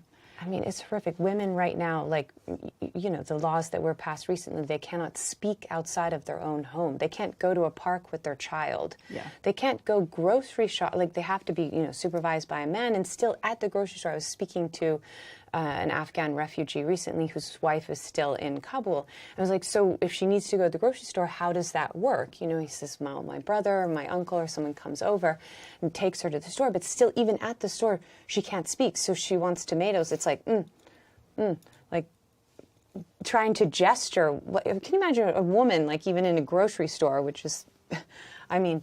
They're erasing women. It's completely, you can't sit on the outside of your house and face the sun, right? You can't sing even inside your own house because your voice might carry. You can't read aloud inside your own house certain things. You can't have conversations with other women about certain topics. Those women are in prison. One of the characters in the film, one of the people in the film, has basically said to his wife, you can't be a doctor anymore. You have to stay home. You have to follow Sharia. And this caused quite a bit of a conversation because the implementation of Taliban 2.0 was still in those early days up for debate. Right. And can you imagine, had he let his wife be a doctor and maybe come to that base with him when they discover all those medicines that are left behind by our army, right? And what she would have maybe seen in those medicines and been able to implement it and at least get it into society before they all expired for the general population. Obviously, they don't care about the general population because those sat there expiring and his wife sat at home cooking. When you think about your subjects, the way you choose to get involved in films, what is the one sort of similarity that they all have? Fighting for the truth to be seen. Yeah. Yeah. It's something that just drives me. You know, it's like you're dealing with situations that are so sensitive, people that are holding a lot,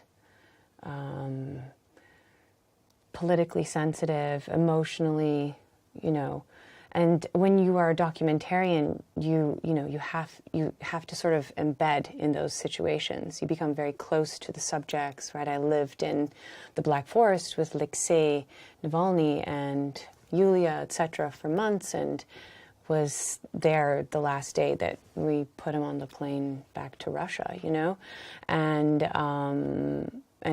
carrying Ibrahim through Hollywood Gate. It's you become very close, right? And yet you have to sort of make sure that you still keep a distance enough to make an objective film. Yeah. Which is challenging. No doubt. I mean, you go into these situations perhaps with the preconceived notion of what it is you want to do or what you expect to see, and that, I assume, gets blown up pretty quickly. I go into situations where we don't have an idea.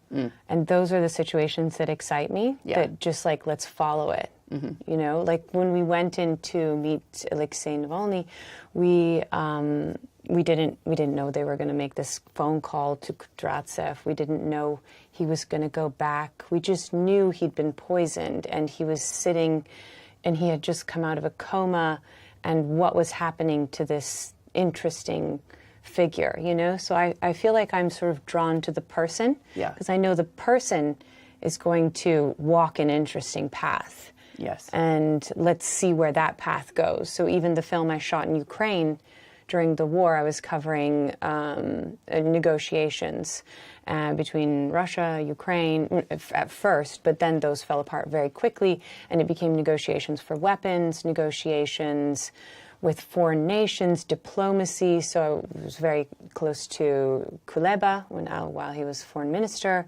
Rustem Umerov, who became the Minister of Defense. And I had no idea every day sort of where that story would go, you know? Yeah. When you were shooting with Alexei Navalny, did you have a sense then that he was getting on a plane to his death? No, absolutely not. And I don't know.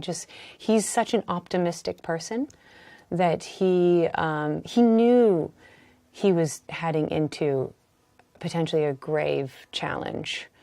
But at the same time, I think 50% of him hoped that everything would be fine, you know? I think that he even hoped that upon immediate return, he would potentially not even go to prison, you know, because truth was on his side. And Navalny was someone that believed in the truth. And the trials that he was facing at that time were these sham trials. And then they sort of put him in prison for a small period of time. And then they started implementing all these new laws around extremism, around terrorism, right? They retroactively labeled his organization a terrorist organization and then tried him for that. That wasn't even existing when he was leaving. And the war hadn't started yet. So he sort of we didn't really fully know how far Putin was willing to go. In hindsight, it's easier to say, oh, he was naive. Right. But you don't see it that way. No, I think that when you are someone like Navalny who, you know, commits to fighting for that kind of path, for the future of the country the dream that you hold for that country, you have to be an optimistic person. Yeah. You know? Obviously, in Hollywood Gate, there were opportunities to frankly break news, as we would say. And I'm talking about, you know, the Russians and what they were attempting to do in Afghanistan, fighting a covert war, essentially. Well, you know, Christo Grozev, who I worked with so closely on Navalny, he is just the most genius investigator. And for the last 4 years, he's been on and off working on an investigation about Russia's involvement with the Taliban in Afghanistan. And then he saw the full... I sent him early footage when I started working on it because I was like, look, this is really interesting. But at that point, we hadn't shot these shots at the end with Arkhipov and the Russians, Iranians, et cetera, that you see on the stage at the end of the film. And when he saw the full film, I think it was in June here in London, he immediately, in his sort of Christo style, did like the reverse face search and started figuring out who's this Russian guy on the stage. And it was the missing link to this huge investigation around a Russian bounty program where they were basically paying the Taliban per head of U.S. soldier that they were able to kill, which led to many suicide bombings and some of the biggest attacks. Right, attacks on U.S. convoys, U.S. bases.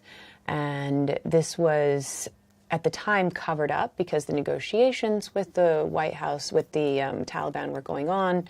And then even when Biden came to power, it was continued. They continued to sort of not look at that situation. And so... as if not to muddy the waters. Right. And this whole investigation is now out, as you see in the New York Times. Yeah, it's, to a journalist, it looks as if, you know, just The great game is alive and well when you're talking about so many different powers. It's interesting, isn't it? I mean, when you see reports of Russian interference, whether it be in Afghanistan or elsewhere, elections, for example, in the United States, you don't find any of this surprising. No, and I think that is the genius of this kind of filmmaking and documentary filmmaking, where you just capture and you're there and you capture. Like at the time, we didn't know that we were capturing these individuals, right? Yeah. And you just make the film, and these kind of films are so hard to make and so hard to distribute these days. And I hope that this huge investigation shows the value of this kind of filmmaking, that it helps us sort of. You know, it's a deeper look and a deeper investigation, and helps us to understand the world we're living in better. I imagine that sort of ability to go, to spend the time, to engage with the people at this kind of level over days, over months, over years. Very different from what the mainstream media is able to accomplish simply because of budget. What is the toughest thing in that sense for documentary filmmakers? Is it the budgeting? Is it the time constraints? I mean, where's the sort of challenge there? It's the life. Because you are giving up your limitation, life. right? Yeah. Like in Ukraine, I think I'd lived there for 6, 7, 8 months, sort of back and forth on those overnight trains. You know, living it's out literal of immersion. suitcase. It really is, and you just like, as far as another life, like I don't have a family, I don't have kids. You know, it is. It takes... That's what it requires. It does. It requires a lot from you. Yeah. Do you think that the value there, obviously, is that you do get that firsthand knowledge? Yes, and like for me, I just love it. You know, I love my work. I love understanding the truth, like being able to be with Kuleba and Rustem, etc., during like these critical points, and just watching the day-to-day unfold. You have an understanding of this war, of this conflict, of the multiple sides to it, and nothing is black and white. You know, and I have, even with the Alexei, with Navalny, sitting there in the Black Forest for those days and knowing them so well, you just understand things in a different way, in a deeper way than, I don't know. And that for me is super fulfilling. No doubt, no doubt. I mean, I'm sure that's what drives you as a journalist as well. It's just like having these conversations, having these intimate understanding of different perspectives, you know. And I've always been someone who loves different perspectives because I grew up that way. Like I lived in Asia, I lived in Canada, Japan, all these cultures that you had to sort of assimilate into. And that for me is life, really. Like when I can, it doesn't necessarily mean I agree with all the perspectives, but just being able to see different perspectives is super important. What was most surprising to you in making Hollywood Gate? Well, the scenes where they are in the gym. I would say, the gym, for sure. But high on the unintentional comedy scale. Yeah, exactly, unintentional comedy scale. But I think just how deep the ignorance is, also. You know, around their vision, their definition of women and women's society around women, and just their narrative around the world, even. Like, it's just, you know, they have had zero exposure to, like, you know, what's happening outside that little bubble. For filmmakers, you're there for a long time. How does timing work? Yeah, and then, you know, it's so key. Like, for example, we had to put out Hollywood Gate in an election year. Which was difficult because it sort of shows a critical look at what happened around the pullout, which then everyone ends up blaming Biden for. So then people are afraid to... The politicizing of the film. The politicizing of the film, but it has nothing to do with Biden. This is a problem that was created over 20 years with multiple 4 administrations. 2 Democratic, 2 Republican. And it's like, we just need to look at this as a whole, and as a country, as an American citizen, it's my responsibility to question our foreign policy.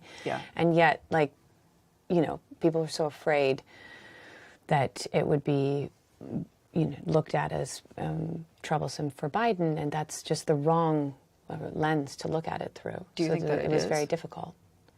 No, I think it is. It really is. That problem was created by 4 different administrations.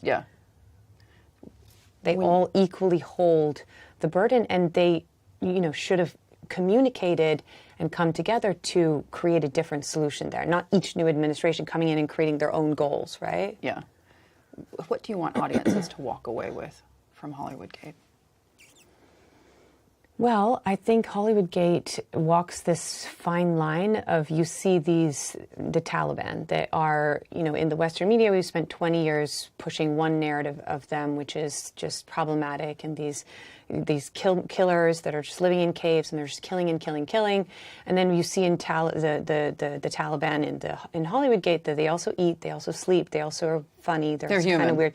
They're human, right? Yeah. And so at the same time, not apologizing for them, not saying like, okay, wait, just not trying to humanize, but at the same time seeing that they are humans, looking at this and going, okay, hold on a second. Maybe we should try a different approach, right? Because they're obviously just deeply uneducated, are a product of 40 years of war, that have only lived in caves and been taught war and grown up with war, fed war. Yes. Right? And is there something else that we can do? Is there some other approach that we can take? Yeah. Desiree, thank you so much for joining us. Thank you so much.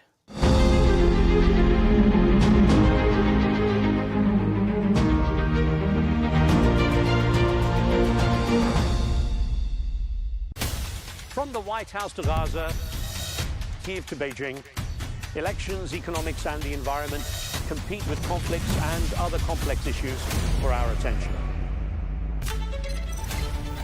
In an age of fake news, deep fake and artificial intelligence, They've got to have a vote and a say. it's important to look beyond the loudest voice to understand the truth. From newsmakers to groundbreakers, My campaign is going very well. presidents, prime ministers, princes and peacemakers, and cultural tastemakers. As Arabs, as Middle Eastern, we're too emotional. Join me on the Rizkan Show for empowering conversation.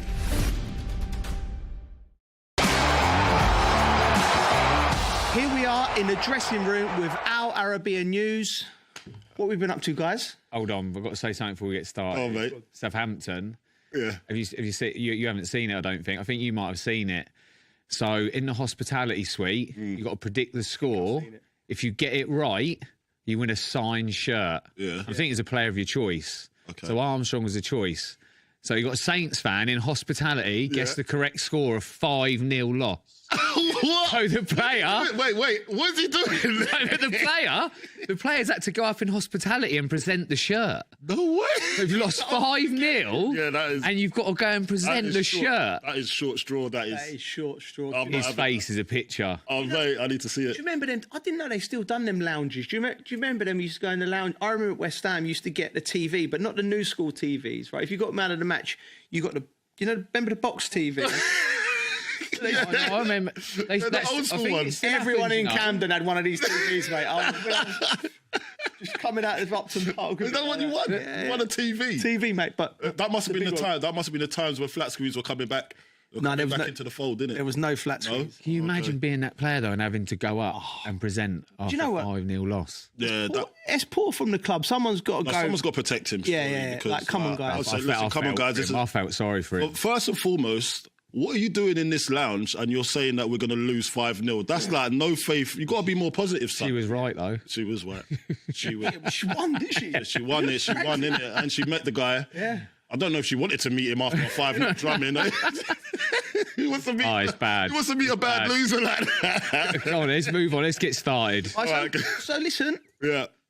When I knew I was going to do this podcast for you guys, I'm not going to lie, like, I was buzzing. I was buzzing. Right? This is.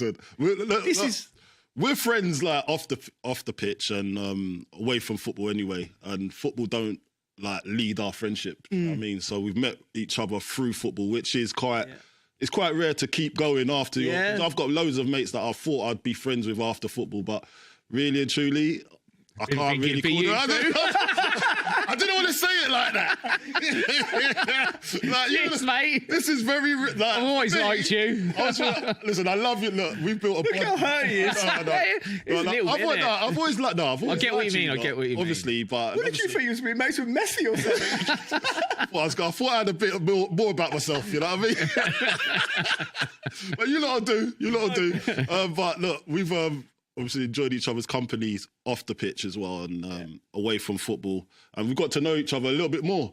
Obviously, me and you, we've done obviously BT Sport, mate. And that was a journey. That was a journey. And I've known Bridgie like for years. Well, remember he was at when we used to be at Chelsea back in the day. And West Ham. Yeah, you got loads of stories about me. Yeah. So this is actually going to be a fun podcast, isn't it? That'll be good. Could be anything, Geese. It could go very wrong. It could go anywhere. Go anywhere.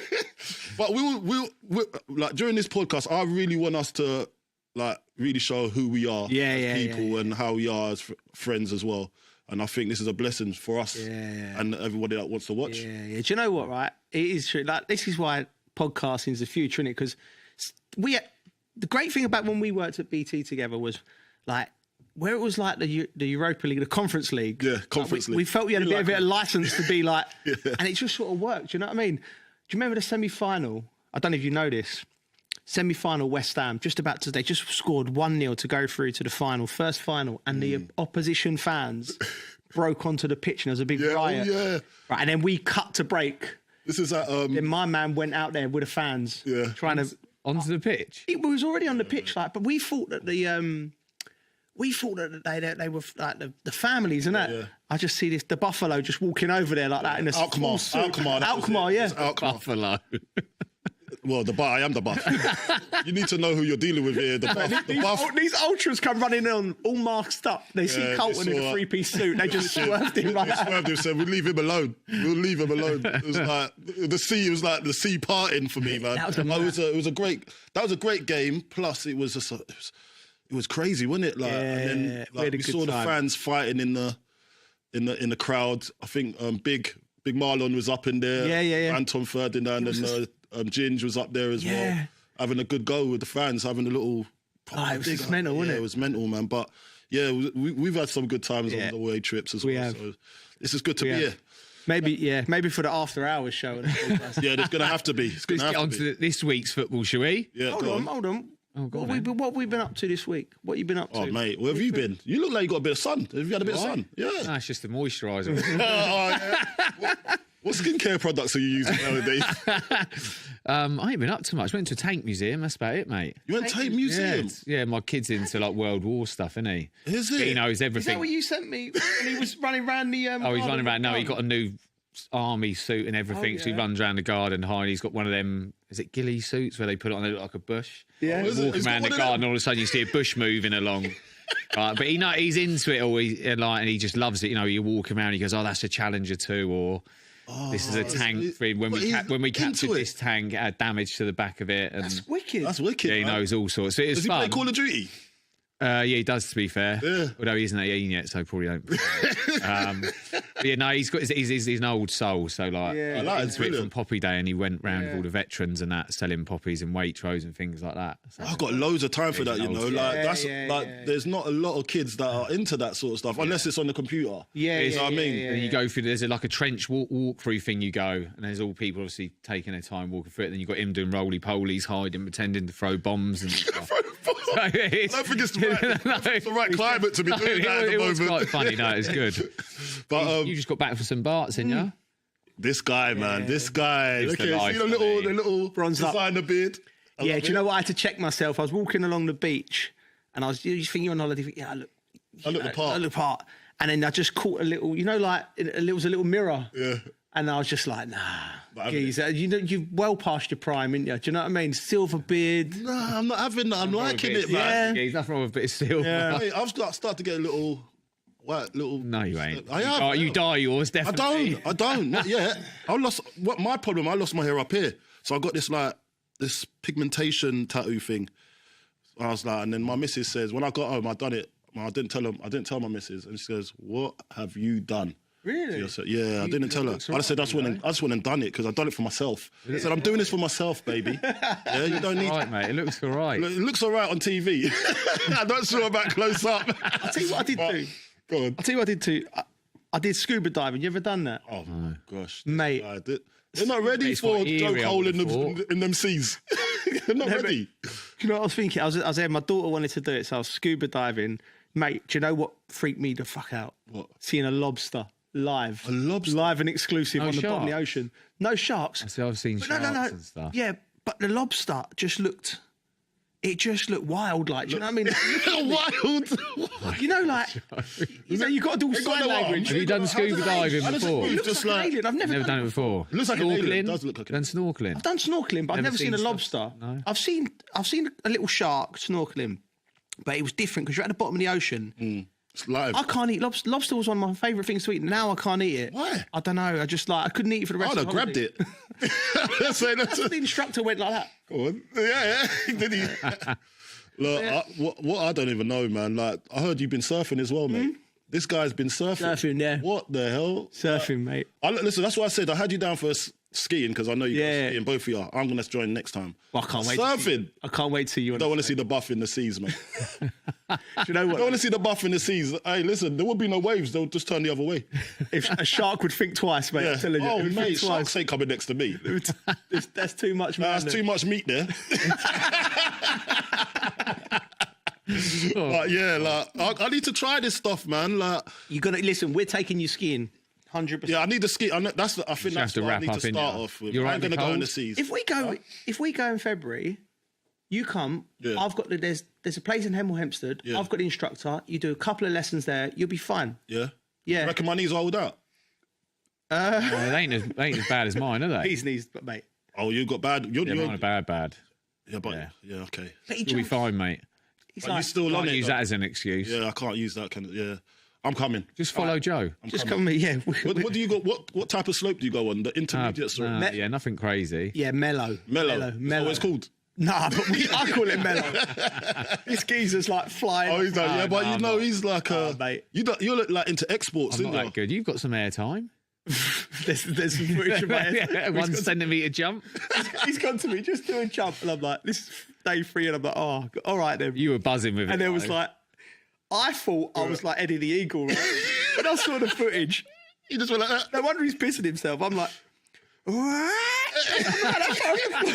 No, you weren't that some high. distance You and were height. literally about 2 centimetres off the floor. You got to lift your knees up, guys. You got to lift your knees up. Right, let's get into the subjects, eh? Right, let's get into the topics. Right.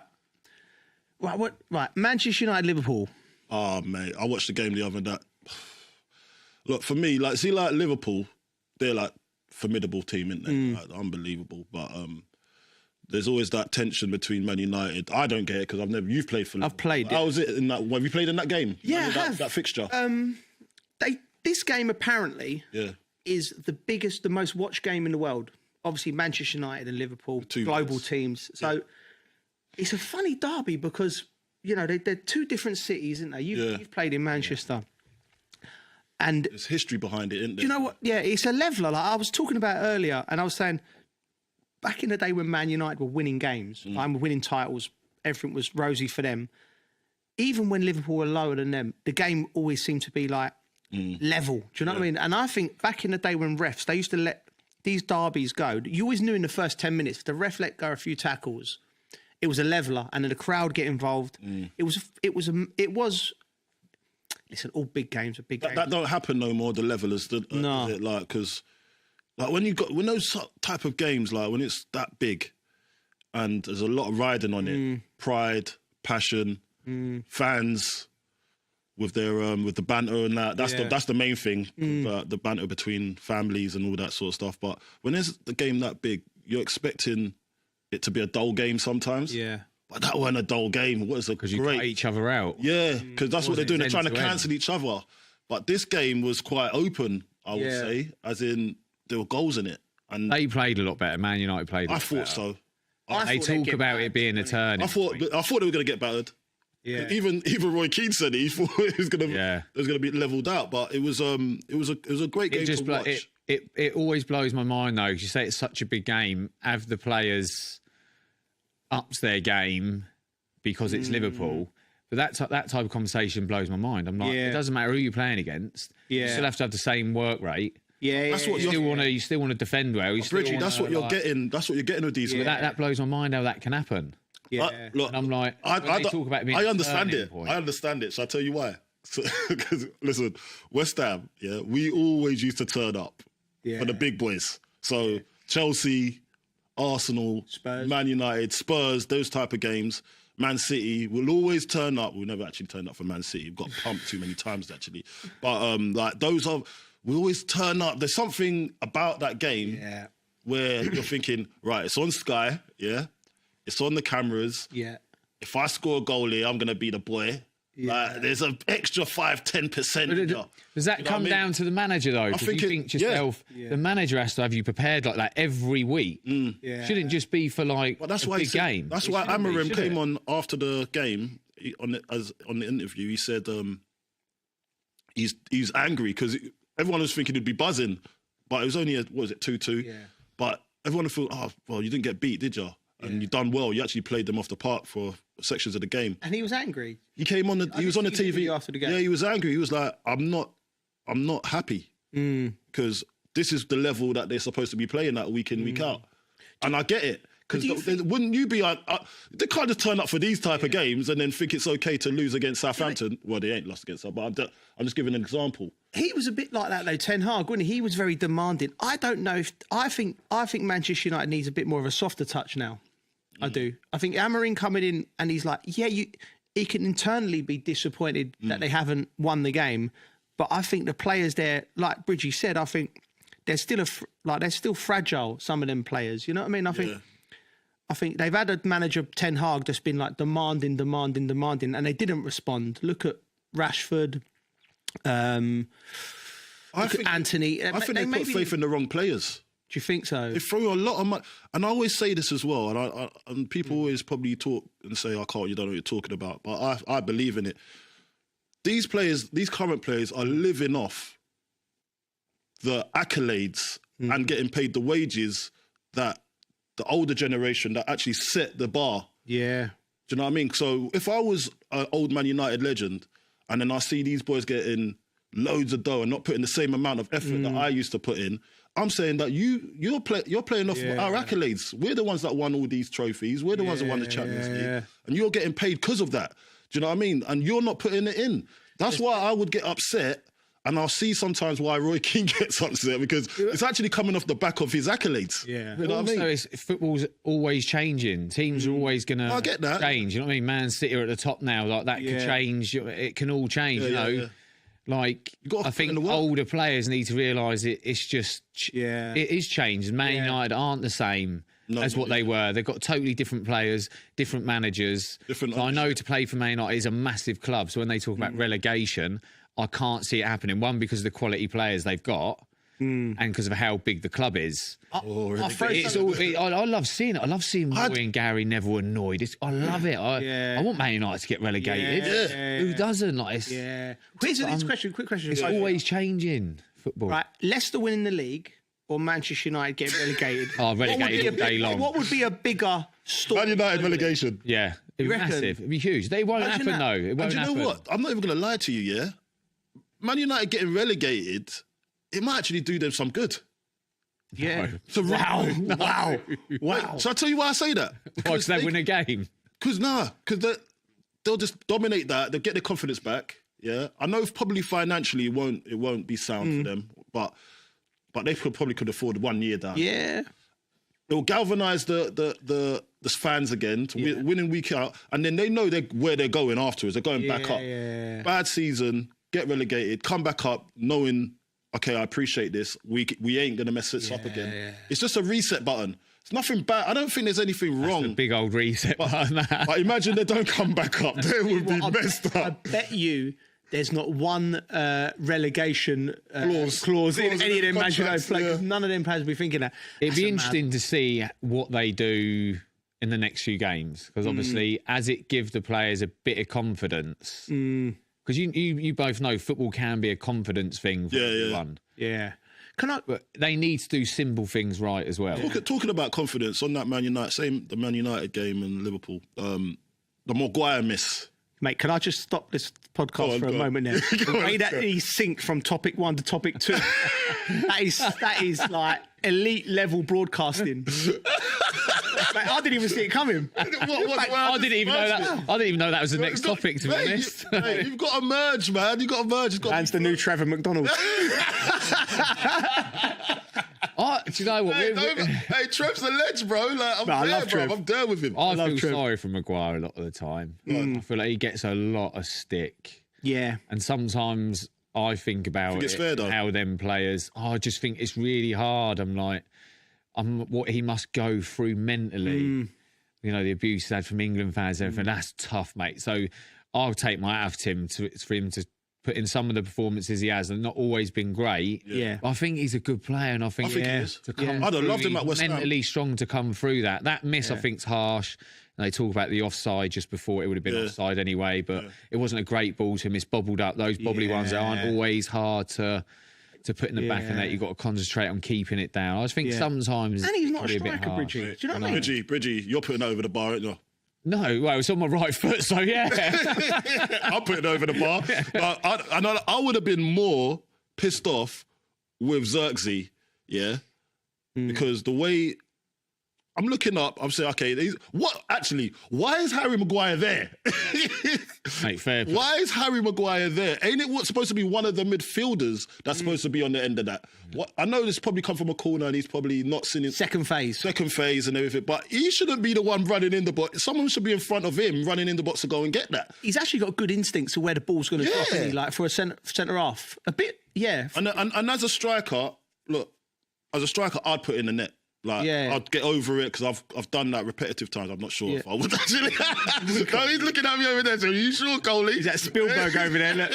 But then, you'd expect a striker that does that week in, week out in training to put that in it. I'm not expecting Maguire to hit that and get over it and get the technique right. So when I saw again Roy Keane having a go at him, and then I saw Studge. Studge was actually really good because he protected Maguire. So I'm not actually. It was a bad ball from Xerxes, first place, and then obviously you got Roy Keane saying, "Nah, it's not a bad ball. You expect a bad ball from him. Why should you expect a bad ball from him?" You like to think you can still deal with the ball coming in, but I'm not expecting my centre half to be able to have that type of technique. I don't know. Do you know? I want him to hit it easy, but you like to think if you're playing in the Premier League, you could still finish. Yeah, I get it. Don't get me wrong.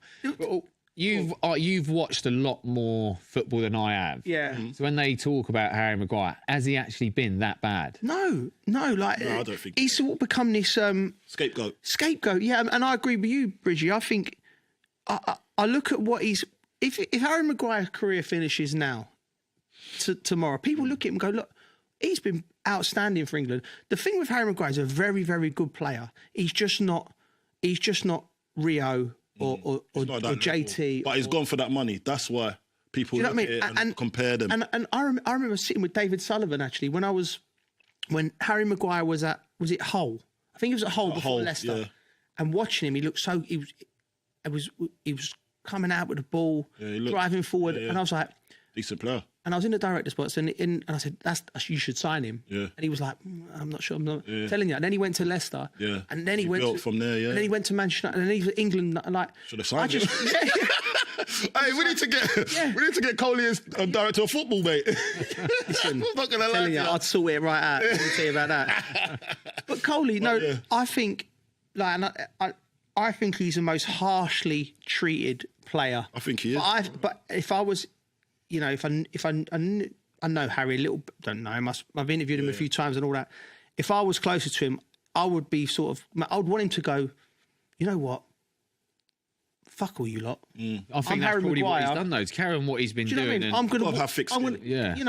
Got to have thick skin. Look, we all have to have thick skins anyway, but I think in this generation even more because we're all on social media, and he's getting barrages of abuse every day. He can't do no right. Your son's trailblazer. He just wants to be a footballer. Yeah. Well, how would you tell him to deal with the social media? Well, he's handling it well because he's on there now, and I can't stop him. Yeah, it's part of their life. It's part of the way the outlook on life anyway. Yeah. And you've got to be a part of it, or else you're not living, basically. And that's how tough it is for these boys. all the way down to like 13. So when I look at a footballer that's at the pinnacle of his career, and then you've got people out there that just want to give him abuse just because of he is who he is. He's got to now look at that and think, you know what, if I'm going to let that affect me, which it does affect a lot of people. Now, I look at, we're going to the Rashford scenario. Now, Rashford, he's top. I think he's a top player, could be a top player if he gets his head down. But I think all of this, having that weight on your shoulders of being a Man United product, coming from the youth, is going to affect his psyche. Now, he's had a good time, so there's good and there's bad. Yeah. Now, the bad is the part where a lot of these players can't handle. And it's a bit of a mental health issue as well, where we've got to kind of take time with some of these lads. Now, the abuse that Maguire's sustained for your country. Imagine being booed for your country and you ain't even done nothing. You didn't do a David Beckham when you done... Do you know what I mean? That was understandable. Well, it's never understandable, but I can understand how he got into that position because they say he let the country down. Maguire's never let the country down. No, never. He was just a teacher's pet. And it was because of Southgate picking him when he wasn't even playing, what gave him the abuse, which I felt was unjust. Because all you are as a player at the end of the day, I can't help you if you like me to pick me. Ain't it funny? Like you're in a world where we're in a world now where you've got to be kind and you've got to be, do the right thing. But as soon as players step, it feels like players are getting more and more abuse. It was Xerxes the other day. I think we've always the other day. Like everyone's always been able to give abuse. I think it's because of social media. You just hear of it more. I mean, you get to see it more. It's magnified. We were mainly just newspapers or chants from the crowd, but now it'll be constant. You'll get it in the newspaper, but then that carries on into social media, and it can carry on for weeks. You know what used to hurt me more? Weeks, then you got memes. There's just all sorts going on, but the mental side of the game is massive. Like I look at it and I think to myself, even when we're playing for England, like, look at all them players. I think maybe we underachieved when we were playing. I'm like, do you think many of them players actually struggled mentally? You don't actually know. No, you don't. Because it was never really spoken about. I had Glenn Hoddle at Southampton, who was way ahead of his time. In terms of the mental side of the game. He had me doing visualisation techniques. He had like the back four getting together, and we'd have to sit down and say, well, what do you want from... I'd be sitting with you going, what do you want from me? How can I help you? In a football club, that was just like... Lads used to just fob it off. Like, you loved that. We talked about this before. And don't get me wrong, you felt like... I was one of them people that I did all the visualisation stuff and meditation he got me to do, but then when I went to Chelsea, it kind of fizzled out because it wasn't on a plate for me. But when I look back now, I think, I wish I'd carried it on. Well, Bridgie, talking on that, when I started to do it, because before I was just going on vibes. When I was playing football, I was just going on pure vibes. I was like, well, I'm just me, man. You know? But then you get to a point when there's a lot of pressure on you, and now you're the main man, and people are expecting you to produce. And I had to go outside of West Ham to go and get that. So I went and used Drogba's person. I was like, who's the best person? Oh, I like to play like Drogba. Let me just go use his man. So this guy used to come in. This guy is called Pascal. He's unbelievable, right? He used to come in. He used to little fella. He used to do Solomon Kalou. He used to do Malouda. I don't know. When you talk about that, I didn't know. I kind of knew a little bit that Didier did that, but I don't know if it was out there to everyone in the footballing world that Didier used to see someone on the mental side. It was just mental. That's what I mean. But was it out there that he was doing it? No. So there have been so many players that I think that are at the top of their game that actually did do it, but it's not documented that they did. No, because it's not documented. I think if it was more though, more players would do it. And they become mentally strong. Well, this is what this guy used to do. I don't want to go too far into it, but I think it comes from being young and doing that as well. Like part of culture. Schools, because I think about the mental side of games, I try and drill that into my kids of like mistakes it matters, but you're so young, you're like, you don't mean to make a mistake. So you've got to deal with it and crack on. It's how you react afterwards. Because with this guy, Pascal, same thing as you're saying, but he used to sort your body out as well. So it was your body, and you used to come in, we used to watch games back, and you used to help your psyche. And then I used another guy called Dan Abrahams, so I had an extra guy as well. And mate, I'd done it for a year. I got into the England team, geez. Because I was way off track where I was supposed to, because remember, I came from the youth all the way to 21s, and then I didn't make the grade to get into you lot. I see you lot having a fledgling career with England. I was thinking, I need to get up there. Yeah. Like, how can I? But I knew that I wasn't right mentally, so I had to use these people away from my foot. So I invested in myself, basically. Yeah. And there's nothing wrong with doing that. And there's a lot of people out there that don't do it, but then will take the mick out of you and say, "What are you doing that for?" But they're actually doing it themselves. So this is going on, and that's why you probably didn't hear about it. But you'd see the person, you think, "Who's that guy? That might just be his friend." It's not. It's actually someone that's helping him in his career. So this is why I look at it. Rashford needs something like that. Yeah. He needs someone who's experienced it. Yeah. He's got to accept that information from them as well. Like if someone goes, look, because he is struggling. We know he's struggling. Do that. He's struggling, mate, and not make excuses. Yeah. Well, I'm in here because of this. I'm in here. Is that it's accepting that it's this is me now. I've got to deal with this myself. I haven't done this right. I haven't done that right. I look back at my career and say, I wish I'd maybe done this or maybe done that. Wasn't wise enough or wasn't grown up enough to go, no, do you know what? I'll do this, and this, and make sure everything's right for yourself. Yeah, which I don't. I know think what is you easy. mean. I think, like you said, I've went work with someone as well. So we've all worked with someone off our own accord, right? And football wasn't ready for it, at that time, because I remember Glenn Roeder got someone in. At West Ham, and we was all, when you go in the meeting room and you're like, and we're waiting him, right? And Johnny Monker weren't there, and we're like, I'm like, where's Johnny, right? And I know something's coming now, right? So I'm like, and the guy's got up and he started the presentation, and Johnny just walked in and gone naked, naked, and he said it was the fella's name. Hey, Wacky, sort me out, and just sat there. He's got to start bollock naked, balls out, and the geezer's about to do a presentation, and you keep looking at. And I'm like, supposed to take that serious. I'm like, even if you wanted straight to away. I know, and the lads are laughing, and you're like, just killed it off straight away. You just like, do you know what I mean? Football weren't ready for it back then. Weren't ready for it back then. That's why you have to go into your little caves and just do it alone, and then come back and just be a better player. Yep. And that's it. But you couldn't do it as a group. Yeah, couldn't do it as a group. Yeah, but that's interesting about Rashford. Like, I'm with you, Coley. I think there's something mentally that's blocking him, because he's such a good. We've seen it. Yeah, he's got so much ability, so much. Seen what he can do, but we're going to bring it a little bit more back to home now. West Ham, have held talks with Graham Potter. About the manager, Lopetegui is. I said at the start of the season, we've all played for West Ham for various amounts of time. When he signed Lopetegui, I looked at his career actually, and I was like, it's not stellar. No. He's managed Spain for 5 minutes. Real Madrid, he flopped. There was Sevilla, he done all right. Like, there's nothing there that, he's got a big name, and Wolves, he went in and come out. Yeah. And I thought, this is a bit of a gamble, this. This isn't like you're going to get like a Jose or a Carlo or something like that. He's a big name, but he's not got, I wouldn't say he's got credentials. A big credentials. Would you say Jose and Carlo, would they be able to get? Would West Ham be able to get that? Like, do you know, is there a wide choice to choose from? Jose, I think, was on the top. We had a little talk about Jose, didn't we? I would take Jose at West Ham all day long. Would Jose want West Ham? Would he want something like that? I don't know what his situation is. No offence against West Ham at all, but I love the club. Look, I can't talk on it. Obviously, I'm employed by the club. But when I look at, because for me, I love Lopetegui as a person. Yeah. And I want him to do so well. Yeah, I don't know him as a person, Coley. Like, this is the hard. That's the hard part of all of this, right? Because it's not worked out for him. It's the first 6 months in a job.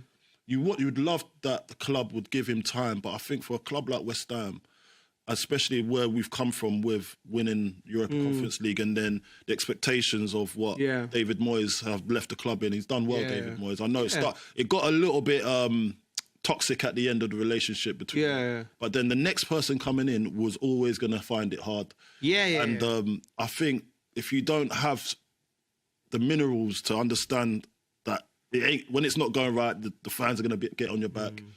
The players need to understand that they've got to protect the gaffer a little bit as well. So you can't just blame the gaffer in all of this. I think the players have to look at themselves as well. That say, listen, was I the same player I was last season? We could look at all the tactics. Yeah, we can look at everything that you want to look at that's deflected away from yourself. and this is again where we're talking about self-evaluation and doing your bits away to make sure you're at optimum abilities. But when I look at, I think he hasn't been helped by the players. Yeah, and he's had a few injuries as well. I'm not going to blame just the players, but he has had a few injuries as well, which has messed him up a bit. Have they been that bad though? Obviously, I haven't watched loads, but when I see him at the weekend against City, I think the scoreline flattered City a little bit. No, it did. They could have gone 2-0 up, West Ham. Yeah, defo. Greater chances. Yeah. No, going forward, fine. Coley. It's defending. It's the defending part, which is kind of because and Lopetegui's that as well. Yeah, he wants to press high up the pitch. Yeah. I just don't think he's got the players for it. He ain't got the right players to play his style of football. Yeah, and that's a massive hurdle to get over if you don't have the players. It's like the same as Man United at the moment. Yeah. Amorim hasn't got the players that he wants to play with that plays his style of football. He's just fitting as it goes, the round pegs and square holes. Is that it? Way round. I should stay away from that. Round holes. I'm trying to be too intelligent. We can edit that. We can edit. But we don't need to edit it. Don't edit it. Nah, you're right. We're raw. But yeah, that's what I think is going on at West Ham as well. So, technical director has to mirror up with the manager. Then the manager's got to mirror up with the players. And we brought in 9 players. 9 players in one season. It's hard. Steiden, is Lopetegui his guy? Because, yeah. So he's got to, if it don't work out, he's got to go. You know, you got to take the hit. You got to take the hit. You know, a little bit like that. Didn't work. Take accountability. Why didn't that work? I think another thing that you didn't mention, the midfield. Like when you look at, I think they get run off far too much. Yeah, I understand what you're saying. Like for me, like I've looked at it and I was like, oh, this could be a problem here because. Listen, I love Ward-Prowse. Yeah. I think you take him out. Have you let him out the door? Yeah, I think me myself, and this is just coming from me. I'm not coming from the club. I just thought that was a mistake. I think if you're gonna sign a player, it's got to be better than him. Yeah, it's got to be better than Ward-Prowse, and I don't think we've got anything that's been signed that I'd say could dictate a game when he's on it. Yeah. Like how Ward-Prowse can, because Ward-Prowse, another Southampton graduate. Yeah. He's one of those players that he could create at least 5 to 10 goals on assist alone. You can't take that out. I just think it's a bit of a gamble if he did do that, and that's what's happened. Richie, I obviously come through West Ham. Coley played there for a long time. You played for a little bit. What did you think of the club? We got relegated. I know, but it wasn't a bad time. You know what? It's we were too good to get relegated. When you're down there in a relegation battle, if you ain't got fight, and when I mean fight, it's running around, it's pressing. You can't run around like headless chicken. You've got to go together. You have to go together. You have to have a team spirit of we're not going to get beat. You know. Yeah. I know I had it at West Ham. We had Avram who. I like him, but as a manager, I'm like, oh my God, I don't know how. But we went out to try and create a bit of team spirit, which was me is like going back in time because I think that's what you used to when we first started out when there was a drinking culture in the game. Yeah. I was like, you have players around the squad who don't like the manager or aren't playing enough. Yeah. And they don't bring anything to the team. Their head's gone. They're already I don't care. And they probably don't care if they go down. Yeah. They'd be a bit like, oh, great. Yeah. Serves you right. Which is really bad, but it happens. It does happen. And there's players that were there at the time which they had some good quality, but then it was just non-existent in terms of running around and getting stuck in. We think in recent years, Sam Allardyce has done a good job at West Ham, and David Moyes done a good job at West Ham. Both styles of play, you wouldn't have associated them with West Ham. But that's maybe what the club need, because what problem I think West Ham have from my time there at the first time and your time, is they get players like not the top players. The top players want to come to London and play. They're going to go Chelsea, Arsenal, Spurs, right? And then West Ham have had so many players. I could list thousands of them. I could list tens of them coming in who are just probably thinking, I'll have a year in London, 18 months in London. Like, do you know what I mean? And holiday. Yeah, and you're like, What about the geezers we signed when I was there, the Italian boys who come in January? Yeah. Loving life, great lads. Yeah. Great lads, but they was like... They lived in... one of the swag... I've got his name now. I need to get his name. Borriello and Borelli... Oh, I can't remember. But, yeah. Nocerino. Yeah. Yes. Great lads. Mate, I swear down, Borelli lived over in Hyde Park. No, do you know... What's the hotel over there? The Bulgari. Yeah, mate. He lived in Bulgaria. I was like, how much wedge are you on, by the way, to live there?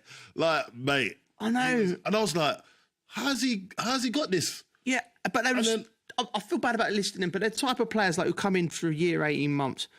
West Ham should be signing players like either sign players like Ward-Prowse, established players, or you go and sign young players, and then you set the culture. I would go into and set the culture. We're going to be what Brighton and Brentford are. We're going to be that, but we're going to be more because we're West Ham. And you can attract players. You can compete with Spurs. And we grow players. Yeah. I think that's the best way for the club. Yeah, and hopefully that's the way we'll be heading. I still think Josie's the man for the club. I would love to see him there. I would love to see someone like that, but let's I find it weird seeing him at West Ham. I just can't see him taking the job. I would love to see it though. Do you know what? Forget the fact he's been at Chelsea. Yeah, forget that. Right? He coming to West Ham would light that place up, light it up. Let me tell you, love it. Do you know what I mean? I think it's character, do you know what? I love the club as well. It's a great club. Like even I was only there 6 months. We got relegated. I've been back there. Carlton was the game I went to. They took care of me. Like, and I was got relegated, and they still treat you so well. It's a good family club. Fans when you're doing well are great. Yeah. It's a good club. But they'll call you out when you're not. Yeah. The secret to it is you got to run about. Yeah. You got to look like you're trying. I noticed that in a lot of teams. I don't know if it's just me, and it's because I thought like I had that in me. But even like at Chelsea with you, if you had someone playing in front of you, you'd work hard. Yeah. And it's like when I see teams that don't work hard, it blows my mind because the most simple thing to do is just run around and get stuck in. Yeah. Like I've got Southampton fans. I know Southampton fans are good friends of mine, and they're just like, no one runs around. No one runs around to get stuck in. And it's like, I've been in meetings before when we're in relegation at Southampton. They're like, where the goal's going to come from or where this. And everyone just looks at Matt Letiz and goes, you, hopefully. But I'm like, it's like, we always worked hard. Yeah. And I thought we always had that. And I look at teams, I think, they don't even have that. No one's going to... Well, this Southampton team don't... That's like United did, didn't they, really, at the weekend? They got stuck in. What about this Southampton team? You've watched them quite a lot, because I was there the other day, and I thought they played well with this new manager. Was it Juric? Yeah. I thought he played well, and I can see where he wants to go, but I just think it's a hard task for them to come out of that. They're going to have to basically rely on everybody to lose games for them to even catch up and get the points they need. It's impossible. It blows my mind when you see it in even the bigger teams, like Trent, for one of the goals when Roy battered him. You didn't like that, did you? We talk about it in the car. It's not that I didn't like it. I'm surprised what I was seeing. Mate, like he walked, I heard that you wanted to call him up and put him in a headlock. No, I like Trent as a player. No, don't get me. I love Trent as a player, but it wasn't just him. There's two players behind him that were walking. Yeah. Like, so you got a centre back, and as a fullback, you're like, he should be talking to you. Whether it's go on, Bridgie, get tight, or show him down here, or do that. He walked. The player next to him walked. Yeah, there's no reaction. The other defender is that. Even if you're the centre back and like he's gone past Trent, you're closing quickly. You're getting there quick. They all just walked. The only person who ran was Salah, who was 5 yards up the pitch, who sprinted back to try and nick the ball. He was the only person that moved with any urgency. None of That's why he's asking for that much dough. So when they, he deserves it, mate. He's doing defending as well. But don't get me wrong, Trent. Don't get me wrong. He didn't have the best game defensively at all. We can say that. He ain't Tranmere Rovers level, but is he? There was all the other players. No, 100% not. It was There was other players around him doing the same. There was defensive bits where the ball was just going over the top and Man United just running onto it. It happens all over the league, which blows my mind. As a defender, like you can obviously the game's changed from when we played. It's changed. Everyone goes for Trent. Look at Trent as a fullback. He's so talented. You know what I mean? But when we were playing, I felt there was more. There's more defensive. There's more goals now than there was in our day. That's factual. Is that just defending? Trent's a midfielder. Good? He's a midfielder. Yeah. Trent's a player. He's a player, but he's more focused on going forward. Obviously, he wants to bring in passes. He wants an assist. He wants goals. If he had certain players around him or a certain manager, protect him. Not even protect him, but just maybe help him think. Just help him think. Like you switched on more. Yeah, on the transition. If you got a centre back, like I remember going like, I don't know, say I had Dean Richards at Southampton and Desai, like constantly talking to you. You're always on your toes. But I thought you're always on your. When I was at Chelsea, I thought you were always on your toes, but you kept each other on their toes. Yeah. And I don't think anyone ever really. I remember one time Lamps shouted to me, "Come on, Bridgie!" Like it was the only one time, and I thought. Just switch me on. That was all it was. You actually remembered it. Lamps weren't a talker, was he? No, Lamps weren't a talker. He went, Bridgie, come on. And it's just like, it just switched you on that little bit. Especially when it's coming from him as well, because he's got that power, Frank. Because he don't talk that much. Yeah, I know. But when he does, it's like, okay, this is important. This part. I just noticed that in that game. He talked to me and passed the ball. I just noticed it with Trent. It was just like there was no talking going on. But that's culturally. Coley's working with a youth team. When I done my badges years ago, and I was working with West Ham and Chelsea, doing one of my topics was a back four session. I had to, talk through, and I'm doing it, and I'm being assessed, and it's really quiet at the training ground. You hear everything, and they're not talking. Then I'm nudging the coach. Can't remember who it was. I'm saying, why are they not talking? Like they're messing up my session. You know what I mean? But he said, no, that's the way there is because of the phones. They've all grown up with the phones. He said they go into the dressing room after training and they all pick up the phone. All guilty of it, and we pick up your phone and they do that. Yeah, but we've got the times when we we didn't have the phones, so we can do both. Yeah, it's better when there's no phones. Really. Yeah, it was. I sound really old now. Yeah, it was. No, but I understand what you're saying. Do you remember putting Bill Blood in the trolleys? Mate. Like, what was we doing? Like, there was Tesco trolley. It was so unsafe though. Safeguarding was out the window. Like there was no safeguarding when we were around. None of it was really that bad. No, but just to make you like. But we used to have a lot of banter back then, man. Like putting a snowman in people's cars. What for? There's no need. The worst thing they do nowadays is maybe put your windscreen wipers up, and that's it. That's their banter now. But we used to do a lot more. But look. We're talking about like Trent. People don't talk on the pitch, right? And I think that's a lot that's going on in the game. Everyone talks with their movement nowadays. I think it's more of a movement, and it's more structured. So if the ball's here, then that's a trigger for me to be here and do that movement. So that's a lot more. So that's why they don't really speak. Plus, yes, the fact that these kids now, like I see my son, all he's got, I just call him phone face now. He's just like that. So he's got no communication skills. But what he does, what they do. These kids, they play Call of Duty, they play all these FIFA, they play FIFA. They talk more on that than anywhere else. When they're face to face, they don't talk. They feel more comfortable talking, playing over the line. And I'm thinking, mate, you just with him. Why are you talking to him again? Yeah, I know. Like, what are you doing? It's like, oh yeah, you don't get it, Dad. All right, cool. I'm there now. But yeah, that's what's going on, and that's it's happening on the pitch as well. And most of these players are going home. They're not even talking to each other. When you hear a talker, Connor Cody, I remember watching. He come through at Liverpool as a young kid, and he was something different about him. When I think I played in the game he made his debut, and Connor's had a great. We were playing together. Oh, you right? So he come through at Liverpool. I was there. I wouldn't say I was playing. He was about. But he stood out like a sore thumb because he's a talker, great personality. He's had a great career, and he's done well. Liverpool, Leicester, Wolves. Yeah, he's done well. So there is my advice to all of our kids who play. Be a talker. Yeah. Jamie Carragher was a talker. Didn't stop talking in the game. Yeah. That comes from a confidence building. I think once they get going, I think like even my son, he's up at Hull City now. I'm telling him to do the same thing because you're a defender.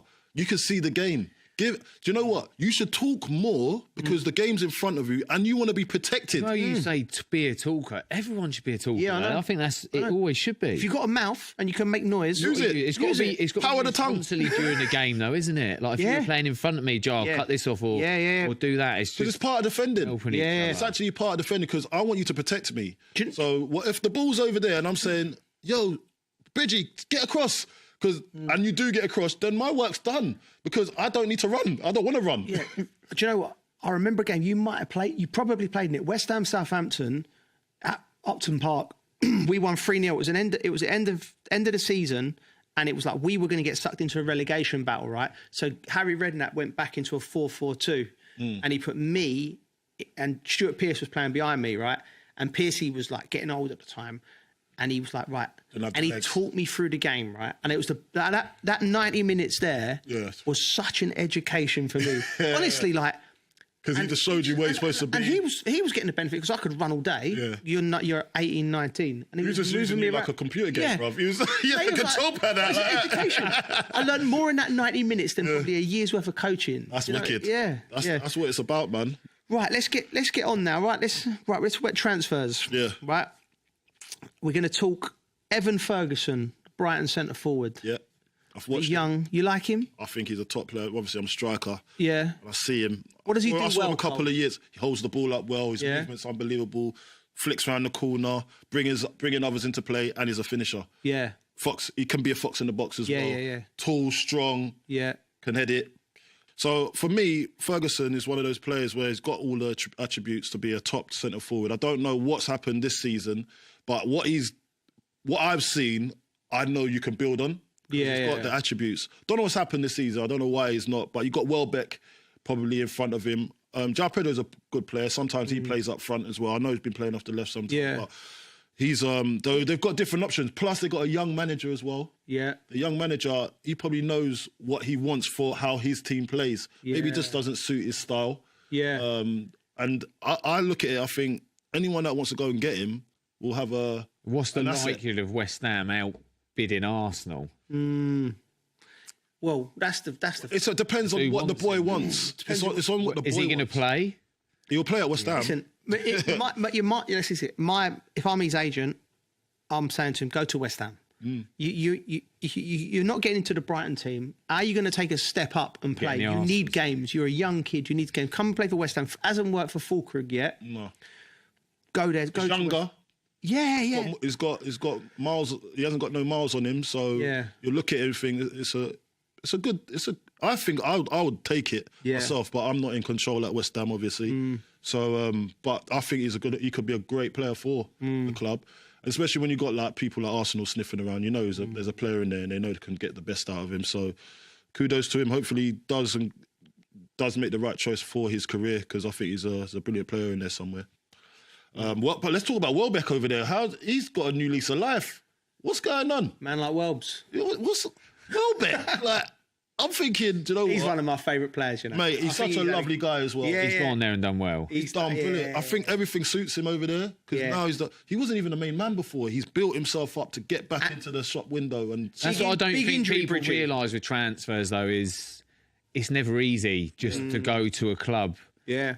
And settle in. Things have to fall in place. Yeah, everything else around it. It's, you're going from a team where if it's not working out for you, or for instance, when I went to Chelsea, it was great, the players I was playing with. When I went to City, oh my God, it's like playing a different game. Yeah. Because everyone plays differently. He might have just gone to Brighton and it's the way they played have just suited him. Yeah. Right. I mean, it's hard. Yeah. There's loads of stuff that comes into transfers. People going abroad. Yeah. There's so much that comes into, like, and it's hard to hit the ground running. It depends how adaptable you are. Yeah. You've got to be adaptable. Like, got to be on the half turn most of the time. Do you know what I mean? You've got to be able to take it on the back foot, Bridgie. Do you know what I mean? Like, just take it down on the chest sometimes under pressure. I like to think I can do that. Yeah. But there's a lot of stiff people out there, bro. Their touch is baggy. Like, they're just not getting it. Like, that's why I couldn't move too many places. I went to Indonesia. That was a culture shock. Imagine me out there. Yeah. So I get why some players don't settle in, because I didn't settle in over there. I'll tell you that. What was that like? Oh, mate. Look, for me.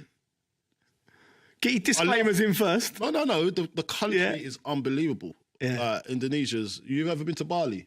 No. Yeah, you need to go out. Yeah, okay. Barratt Levy. But when I look at it, I think, do you know what? I wasn't mentally prepared to go out there. I just went over there because Michael Essien asked me to come out there. He says, Coley, he phoned me, he goes, Coley, they need a striker. Are you ready? I said, always ready. That's what the conversation was. I said, how much they paying? Was he playing out there? He was playing in the same team as me. And I was like, so I've gone out there, I'm thinking, all right, get off the plane. And I wanted to see if they were serious first, right? So what I done, I said, listen, If I ain't coming, if it ain't first class tickets, I ain't coming. Yeah. Mate, they got first class tickets. I said, oh, I'm trying to call their bluff. I'm trying to call their bluff. What the hell? It was like 10 grand for the ticket for me to get over there and back. I'm like, so what? You actually want me? All right, cool. So I went. I was like, damn. I'm a bit obligated to sign now.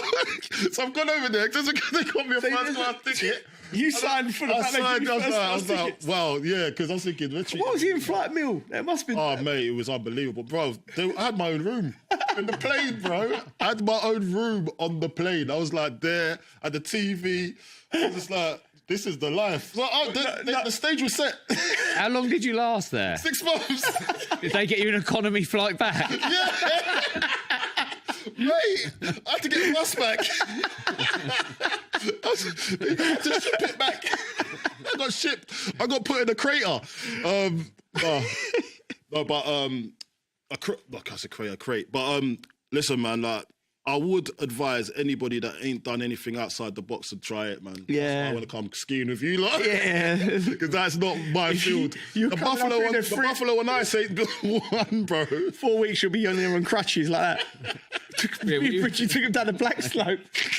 We've gone from Ferguson to Arsenal West Ham to Carlton in Indonesia. Mate, are there any black people out and we'll just go skiing anyway? I see. Yeah, there it is. Mate, loads. I didn't see many black people in Indonesia. I'll tell you that for sure. When we went to the Kasabian concert the other day, we were leaving out, right? Mate, that was funny. He made me laugh. We were at the Kasabian concert, we were having a great night, and there's another black geezer, and he's got to him, my brother. That's how I thought I was the only one. Because listen, you're not expecting the brothers to be in Kasabian. No, they're not buying tickets, are they? Although they might like the song, but they ain't going to put a proper fork out and go and buy £100 ticket to go Kasabian. Not really. Don't see many of us. And if they are, they're proper solid fans. Yeah, maybe on the lookout next time. Mate, automatically, when you're in a place full of white people and there's no brothers in there, you automatically look for brothers. It's just a factory setting. It's nothing racist, nothing. I need to see my kind. Yeah, that's what it is. That's what it is. I did like. So when I saw this geezer, I was like, cool, blind. I was quite disappointed because I didn't want to see a brother in there. I wanted to be the only one. You made an impact. I made an impact. Yeah. Oh, mate, I was in there. We had a great night. Mate. We went mosh pit and everything, man. Brilliant. I loved it. Have we gone Indonesia, mosh pit? Yeah. So, but no, Indonesia, going back to what I was saying, Indonesia is a great experience. It's just the experience at the football club. I played for a club called Persib Bandung. The fans, do you know they've got like hooliganism out there? Really? Mate, a couple of fans died in the crowds whilst we were playing. Like, and I was like, this is actually going on over here. They're football fanatics. Yeah. Fans are unbelievable. They still follow me like on social media. They always wishing me well. But I just had a bad experience because the way the club was managed over there, over there it's different. You've got tiers to it. Right. So you got the local manager, and you got the people that own the club. The people that own the club had shares in Inter Milan, and do you know what I mean? So they're big boys. Okay. But those are the ones that brought me over. Now they said to the local manager, who's the technical director, basically, that's what they call him, that told the manager, don't play him because he's not our signing. We didn't want him. Why is he? I hate all that politics. So then I'm out there. I've only played 5 games. I'm like, I brought because I was getting homesick. I brought my family out because of the holidays, and that kind of cheered me up. But it was so bad, and it treated me bad as well. And I kind of half think that it just messed up my whole experience. Yeah. And then I didn't want to come back ever because I'd love to go back there, but I just got muscle memory. I just get shudder. So there was times I was just low. So that's what we talk about mental health. Sometimes I was just in my room with no friends to talk to. I was just on my phone and not spending that time alone and only having training to look forward to just to get fit. And you're not playing on the weekend. You might not even be travelling.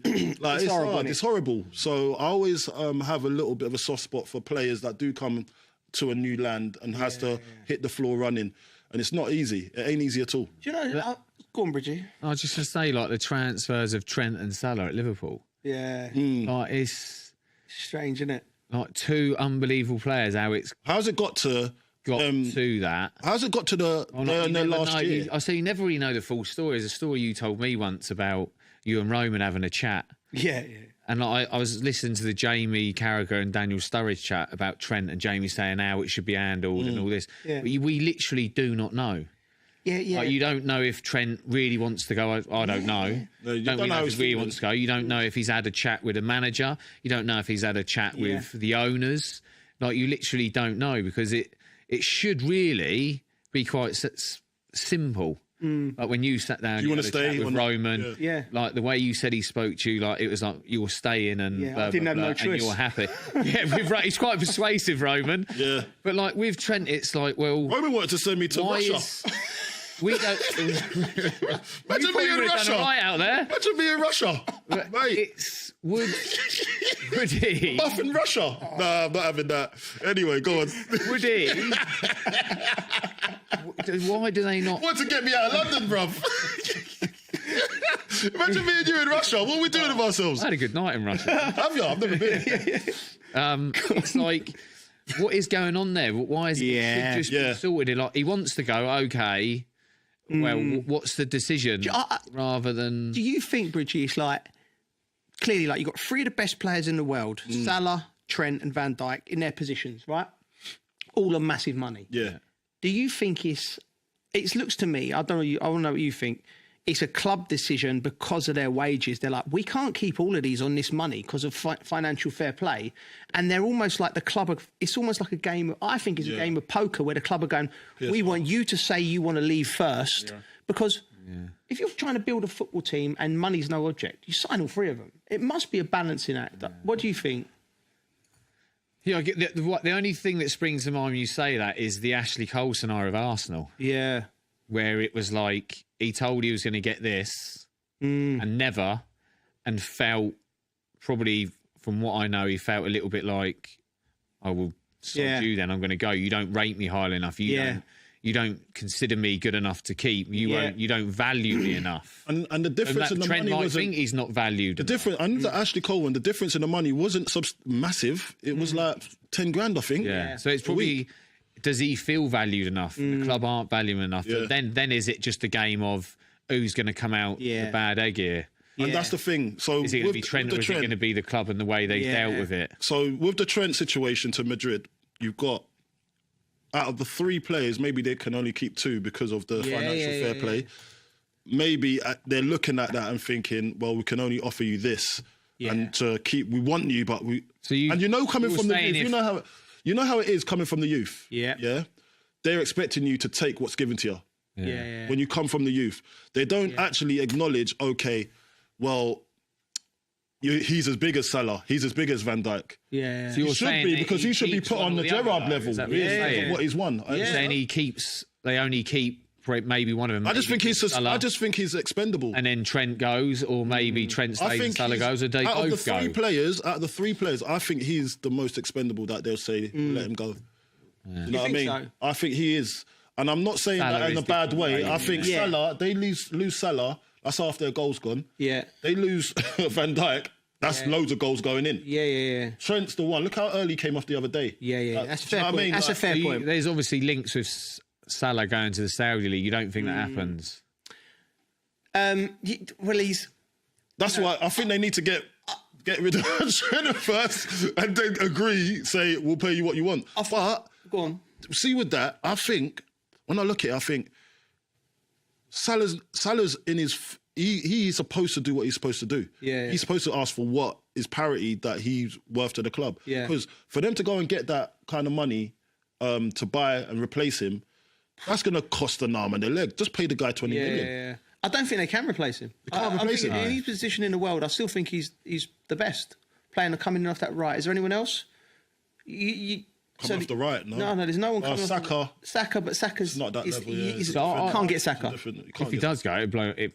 I just can't see it because of how good he is. Yeah. If it does, it's like, what have you done to let him go? If he goes to the Saudi League, it's a massive coup. It's a massive coup for the Saudi League. And also, I think, he's he's obviously his religion as well. You know, that region of the world. It makes a difference. Everything fits for him to go there. Fits. You know, would you say? I'd say if he's gone, Liverpool would have had to have done everything. If he's gone, they have to go be able to say we did everything we did to try and keep him. Well, they would have to. There'll be questions asked. Everything we could to try and keep him, basically. But one thing I just don't understand is what is exactly what I'm saying again. Why has it taken this long? Your three best players. You're now on the last, and it probably is a little bit of Klopp leaving. So Klopp had to leave, and they was dealing with that. Who do we get in? So they were really on the Arne Slot thing. So we need to replace him. But Arne Slot has actually done more than expected. On his first season. Now you're thinking you can't get rid of your three best players now. Do you know what I mean? So it is a bit of a conundrum. I go back to when I was playing. We don't actually know everything that's gone on because I reckon there's agents out there that sometimes just make it happen. Right. That's right. You're right. What are they saying to the player? Has the player gone into any of the meetings? Because agents can make it happen, can't they? Yeah, they can. They go into relationships. You don't actually really know what's being said. Someone with relationships of age, like I had an agent before, and it's like I don't even know what was said between them. Right, got done. I know there's been things where they're trying to make things happen, and I moved the chairs. Like, you just don't know everything, do you? Really? That's the problem, mate. And there's good agents and there's bad agents, and they're a necessary evil. Another big signing or another potential is Rashford to AC Milan. I think Marcus needs to leave Manchester United. He's already asked for a move. He's asked for a move, but I think he needs. Do you know what I mean, Coley? He needs to leave, and I think AC Milan.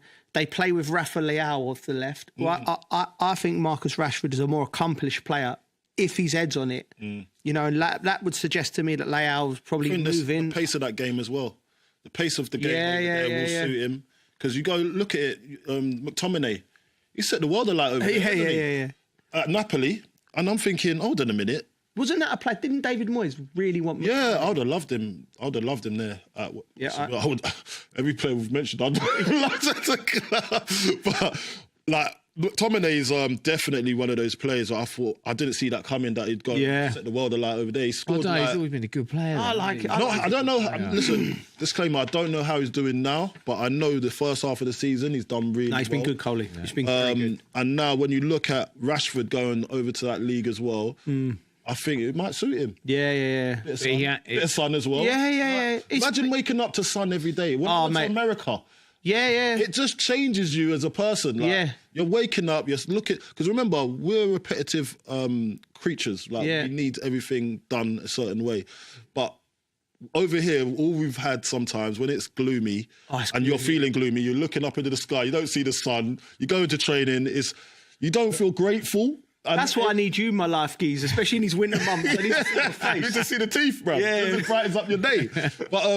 But then you go over to, say, Italy, or you go to, well, there's a little Spain.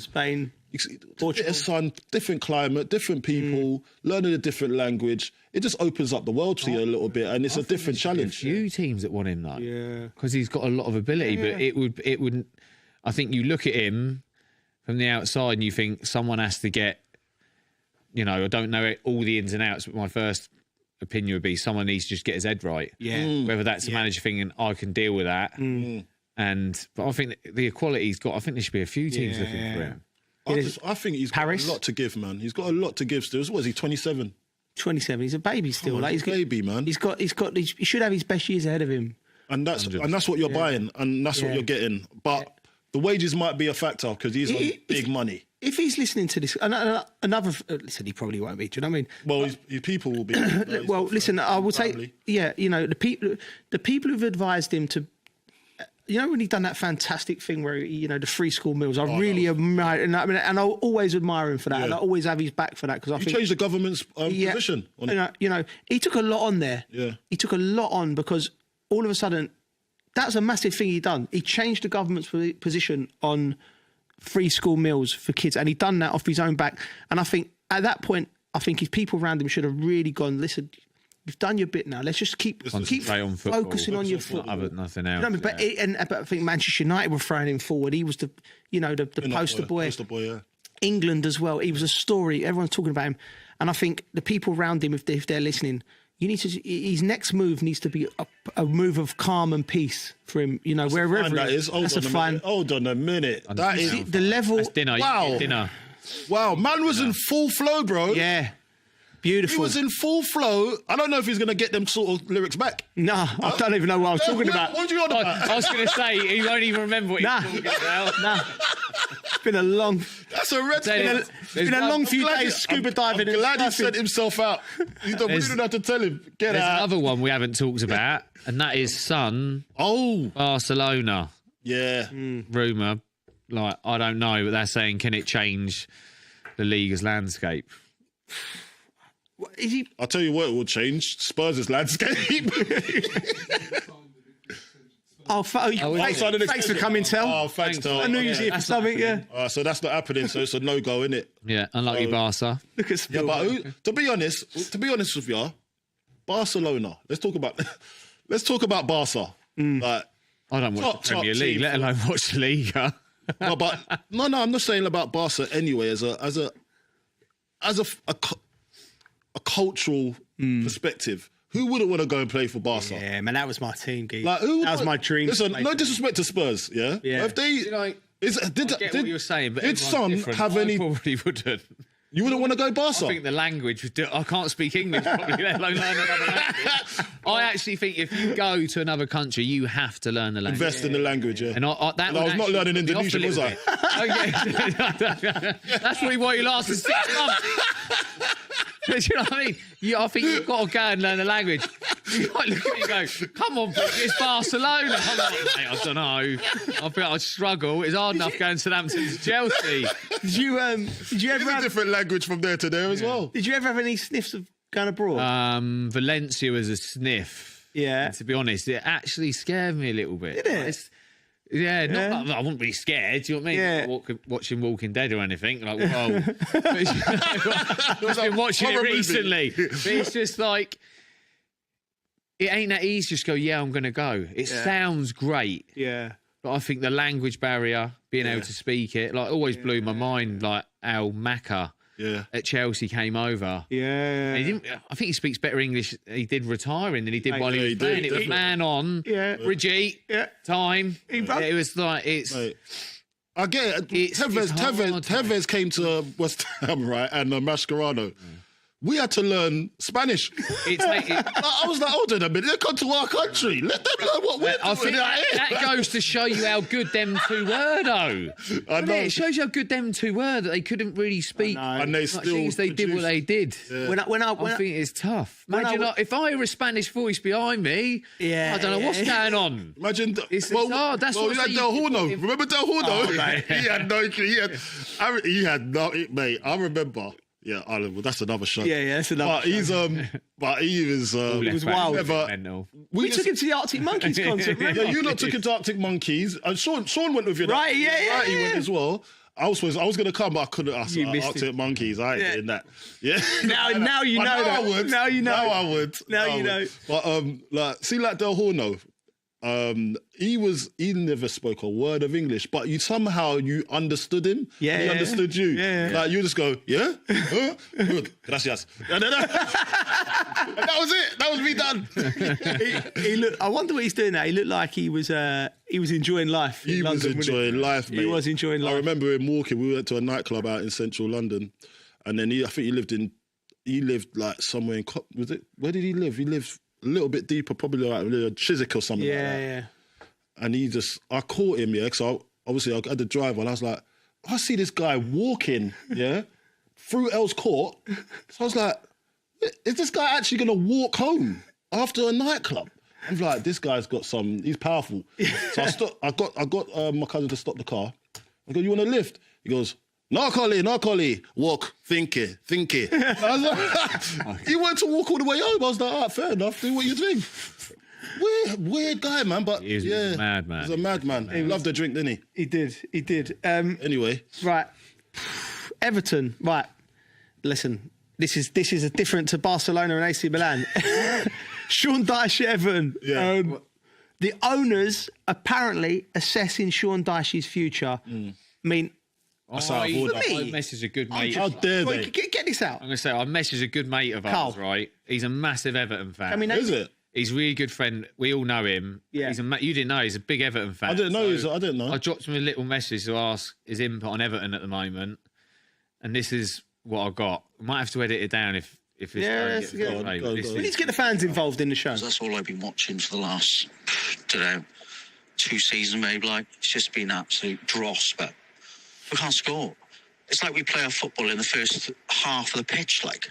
And then we just lump it up to Calvert-Lewin. It was like a little dog, like in a park, just running round with the ball. And not like Alan Ball, where he'd get the ball and then he'd sort of give it a Charlton, in the England way. He's just passing back. Not like that. He'd just run around. And then he'd hold it. And then there's nothing there. So why are we doing that? Like, I don't understand, like.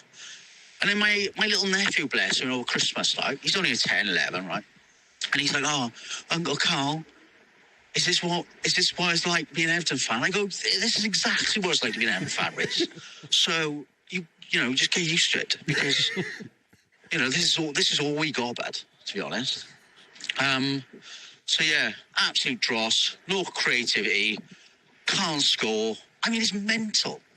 Like, you told me the other day, right? You were like, "Oh," when I said about players going, they play after training, right? So in my head, I'm thinking, it's 8 p.m. Do you know what I mean? After people have to work, finish at 5, do some extra sessions, like, and I'm like, fair play, back in the house by 9 p.m. Like, no, you're like, we finish at 12, but fucking hell! I tell you what, if the boys are finishing at 12, I'll keep them on the training pitch for about another 9 hours. Like, I just go, right, there's this goal.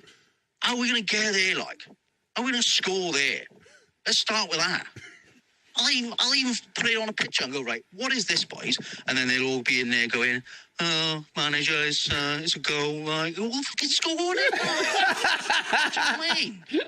Mental. And then they sit there in press conference. He goes, "Oh, it's a difficult job with Everton. Like, it's very difficult. Like, so many managers being in goal." I know. But who gives a... Do you know what I mean? I don't want to hear it. Like, just do your job. Like, you've turned us into Burnley. So, as far as I'm concerned, see you later. See you later, Sean. Do you know what I mean? Oh, well done keeping us up, like. Crack up. Yeah, great. But this is my mental health on the line, mate, like. Do you know what I mean? I've broken strides, like, and now I'm sort of jumping, looking on tracks, like. Do you know what I mean? It's gone too far.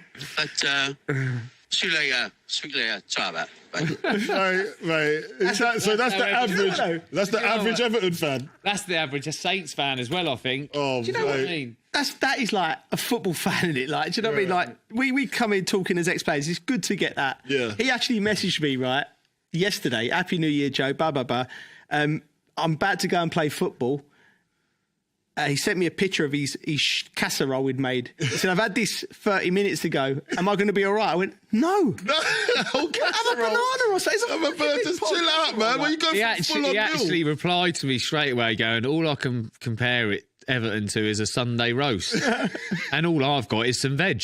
That's how he compared it. So I'm just, it ain't good, is it? We get you can Carlton. see how frustrating it is for fans, you know what I mean? It's like, because people live and breathe it, don't they? They go to work to pay to go and watch football, and then they have to watch a load of rubbish. It's year in, year out, though, for them. Like, they understand.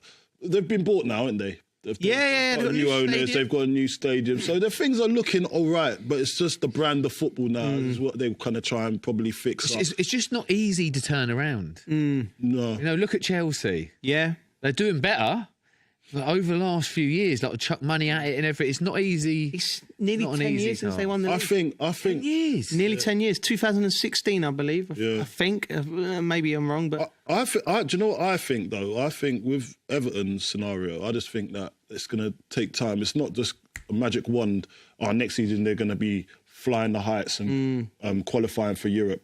I think they need to keep stability there to start off with all the changes going around it as well. You just need something going there. If you're coming in for the next couple of years at 14th, 15th, that's enough. Until then you say, do you know what? Let's go again. Let's put some money in, and by that time, you're gradually changing the mentality of the team. Yeah. I understand where the fans are going, though, because Sean Dyche, if you do want to do that, is not the future. Now, if you want a new brand of football, you've got to find someone that can do a little bit of what Sean Dyche is, that consolidate their Premier League status, and then but have someone that knows how to play a brand of football that looks a little bit attacking. Right now, it sounds that they're getting into positions. They're lumping up to Calvert-Lewin. Calvert-Lewin's got about 5 people on his back. He's got to try and turn and score. He's got to try and do it all. It's a little bit hard for someone like that. And especially, I'm actually impressed that Calvert-Lewin's still fit. Yeah. Because he's not massively, didn't he? He's done really well to stay fit now. So now let's see what he can produce. But if you're not playing to his ability and what he could, because he's actually got ability, the kid. If you're not playing to his strengths, then it's going to be hard. And I don't know whether Sean Dyche is going to be that man for the transition of what they actually need. And I think they're just going to have to find, it's up to their technical director. This is what the technical director... His future could be short, couldn't it? It could be. And the thing about it, with Sean Dyche, he knows what he's doing. I like Sean. Yeah, I like him as a person. I think he's top. He's got time, education. Yeah. He done something for the FA when I was doing my education with the FA. Come online, done the Zoom, and he was he gave us everything. He poured into us. And that's what I like him for. But I can see why people don't like his brand of football, because it's just getting the job done, innit? Yeah. Getting it over the line. Staying up. Interesting. Just staying up. It'd be interesting because Big Sam was like that, and I know Big Sam used to get really agitated, like when the media used to talk about his style of football. Yeah. And Sean Dyche is probably cut from the same cloth, and I respect both of them for what they are, but like you can't the way football's going, you have to play a certain type of way if you're gonna be a top 8 manager. You cannot play in that style of football. Do you know what I mean? And Big Sam will probably, and Sean Dyche will say, well, I've never had a club which is capable of fighting for the Champions League. I think owners will look at their managers and go, I just can't bring that brand of football here. But, so you also have to show. But then on the flip side of it, Coley, Russell Martin at Southampton, it was completely opposite. And then that didn't work. So he didn't have the players for it. Yeah, he's like with the Russell Martin thing. I look at it and I like Russell. I think he's top gaffer. I think he's the future. Yeah, he's going to have a great future in the game because of his brand of football. But I agree, his brand of football weren't creating results. Now, as an owner, you look at it, you think, okay, this is the way we want to play, but does he qualify for that? See, do you know what messed up a lot of football, I would say, is Manchester City. It starts with Man City, winning that brand of football. Full striker, whatever, and playing out from the back, makes it look sexy, go win the league with it. You know that then it sets the trend. Is that a manager taking his time to get to where he wants to be, though? He's got to get the basics right first and then building it. Well, basics, what is the basics for you, Bridget? Straight away, basics though. Should always be, for me, defending. For me, it should always be. But now it's defending without the ball, having the possession. The longer you've got possession of the ball, that's defending to these managers nowadays, because you're actually got the ball. You're not going to lose the ball, and you're going to score a goal. Or if you lose the ball, you press up high. And but now that's how football's gone. Now, when we look at the Samuel Allardyces of this world, you look at the Sean Dyches of this world. You look at it, you think, there's still room for that? Yeah, there is still room for it, but it's not sexy enough no more for the fans, because the fans are seeing their other team that they look at and they think, well, we were like that a few years ago. We're on the same level as them, but they're playing a better brand of football than us now, and they're staying up in the same way. So what are we doing here? That's what happened with David Moyes as well. There's a ceiling. David Moyes. There's a ceiling to that brand of football, and I'd sit down with them and I'd have that debate. Respectfully, I think there's a ceiling to that. When you have a brand of football, what Russell Martin was trying to play, and what Brighton are trying to do, I think that is the ceiling's higher. Yeah, but I think, and your scouting network's got to be better. But the ceiling's higher. Yeah, because no team wins a league. No team wins a league with that type of football. Do you know what I mean? Maybe Atletico Madrid might have nicked a league a few times, but they had absolute outstanding footballers. But I think that type of football is yeah. Well, look at Ipswich. They're doing that. Yeah. But then you look at, we'll go back to last season. Burnley was playing like that with company. They get relegated. He goes to Bayern Munich. So to someone like Russell Martin, he's thinking, I ain't changing. I'm keeping to my principles. Yeah. Because if you don't like it, someone else is going to like it. Do you know what I mean? Yeah. But that was a massive. But he hasn't got the Vincent Kompany name, so you might not get that kind of stature of club. So it's a hard call. So before we finish, right, last one. If you was manager of Southampton now, how would you approach the end of the season and the next season? Consider probably going to go down because. Would you completely change the style of play? I just think that you've got to block out all the noise outside the club. Yeah. First and foremost this is how we're going to defend. Yeah. And it's the work rate of work rate. You've got to be able to match whoever's in front of you. Yeah. And I think when I was at Southampton after Hoddle, because we were playing brilliant with Hoddle, when Strachan come in, we were probably one of the fittest in the Premier League. We had games where we would get battered, but we always worked our socks off, and we could end up beating, I don't know, Liverpool by 1 or 2-0. Or it was always you got to make it tough for the opposition. It might not be that pretty, but you just got to make it tough. You have to match what that team does, and if not, outwork them. What I'd love to see at the weekend with Newcastle was the work rate they had. Good pressing. The work rate in midfield. Unbelievable. They pressed. They worked their socks off back. Joe Linton is unbelievable, by the way. Some of the games I've watched, and I'm like seeing people like, you can see that they're literally like jogging or like nearly going into a walk. And I'm thinking, come on. Mate, if you sprint now, and then get you there, might actually get that ball. And it's too much of that seeing, and the manager needs to get on people's cases, and the players need to demand from each other. The manager and the culture. Need to be demanding of each other. Like work. If someone ain't putting their weight, you get on them. And you got 5 substitutions now, by the way. So the game's changed. The game's more athletic because you can whip 3 players off at 60 minutes. 3 fresh players coming to the pitch. Look, even at West Ham, sometimes I know he's got the sack and everything and hasn't gone great. But there was times they pressed City and it wasn't actually... Who's got the sack? He ain't got the sack yet. He ain't got the sack, man. It was like... He took training this morning. There was some of the Man City's pressing. It wasn't great, mate. They weren't together. And then West Ham were getting in behind them and breaking. And it's like some of West Ham pressing, it wasn't bad. That's the score flattered City a little bit. Do you know what I mean? It's just they've got to have that work rate of pressing, and that's what shocked me with some of the Liverpool. It was just like it's how they don't do. Some teams don't do them simple things right. I think crazy. I agree with you. I agree with you. You go straight in and you go from now to the end of the season. Behind the scenes, if I'm at Southampton, I know this is really off piece. We're not even supposed to be talking Southampton, but I would go in and go right from now January till May. We're working off the ball, and we're going to get our results from that.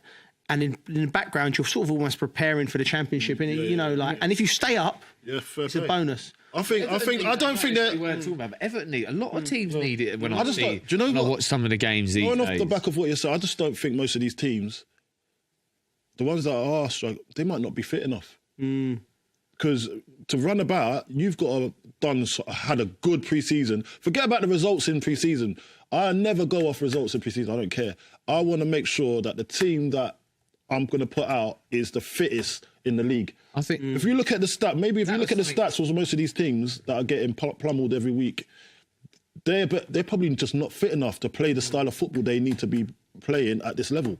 And that's I think that's one stat I think I see the other day was Newcastle. You're looking at stats now, Brady. You're doing a lot. I never had you done for a stat. The 3 midfielders they have first, second, and third in running off the ball.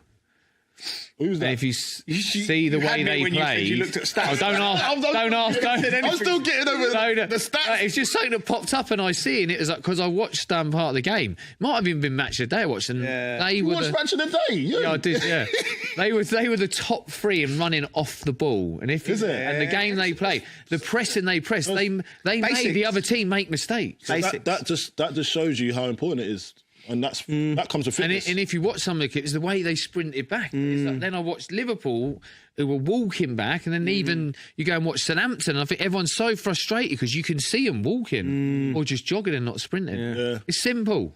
Fair enough. Football is a simple game, really. Football is a simple game. One about get the ball, take someone off, put it in the back of the net. Called the podcast. Football is a simple game. Oh, that'd have been all right. It's too late now, though, isn't it? Right. Okay. Right. Well, listen. I thoroughly enjoyed that. Yep. Thank you for everyone for listening to the dressing room. You lot have. Yeah. Tell your friends about us. Tell a friend to tell a friend. Yeah, tell that friend to tell her. To tell him. No, I've really enjoyed that. Yeah. It's good. Right. I've enjoyed it, and hopefully this is the start of big things to come. We'll get on the road soon as well. On the road. Yeah. Pon the road. Ponderida.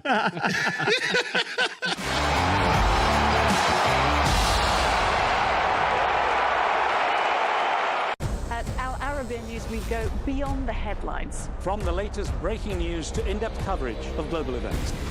We're not bought or sold. Nobody owns us. The loss of life, the destruction of property. The conflicts are such a terrible thing. Context and analysis to help you see the full picture. The world is in a very dangerous place. Join us on Arabiya News, It's very impressive.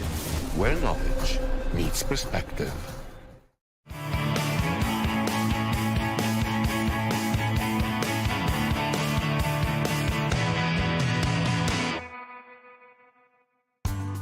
Amsterdam.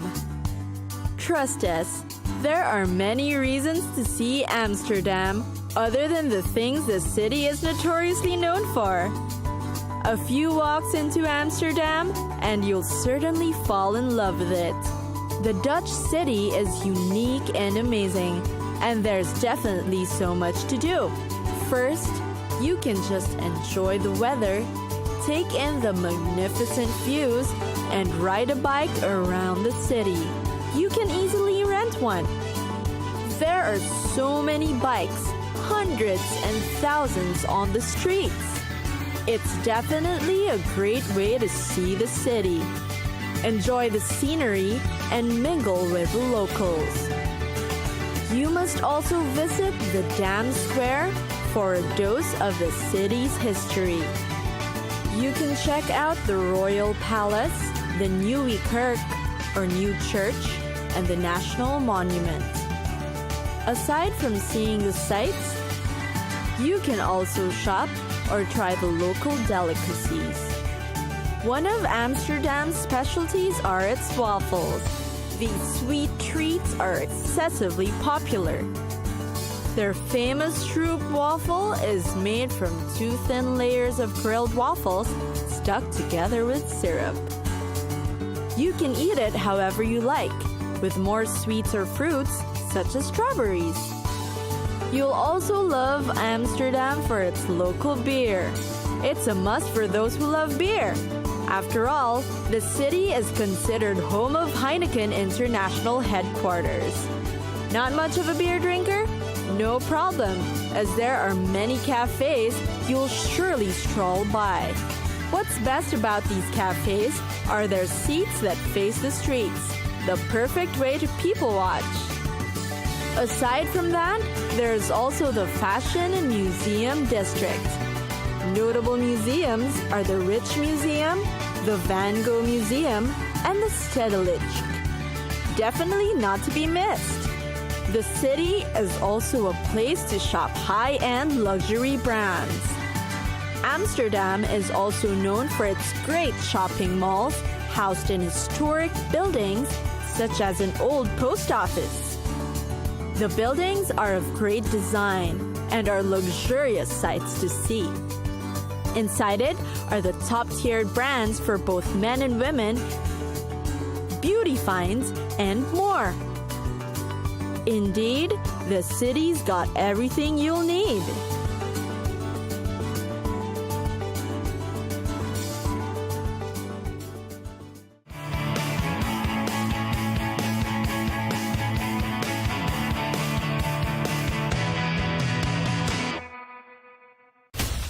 From the White House to Gaza, Kiev to Beijing, elections, economics and the environment compete with conflicts and other complex issues for our attention. In an age of fake news, deep fake and artificial intelligence, they've got to have a vote and a say. It's important to look beyond the loudest voice to understand the truth. From newsmakers to groundbreakers, my campaign is going very well. Presidents, prime ministers, princes and peacemakers, and cultural tastemakers. As Arabs, as Middle Eastern, we're too emotional.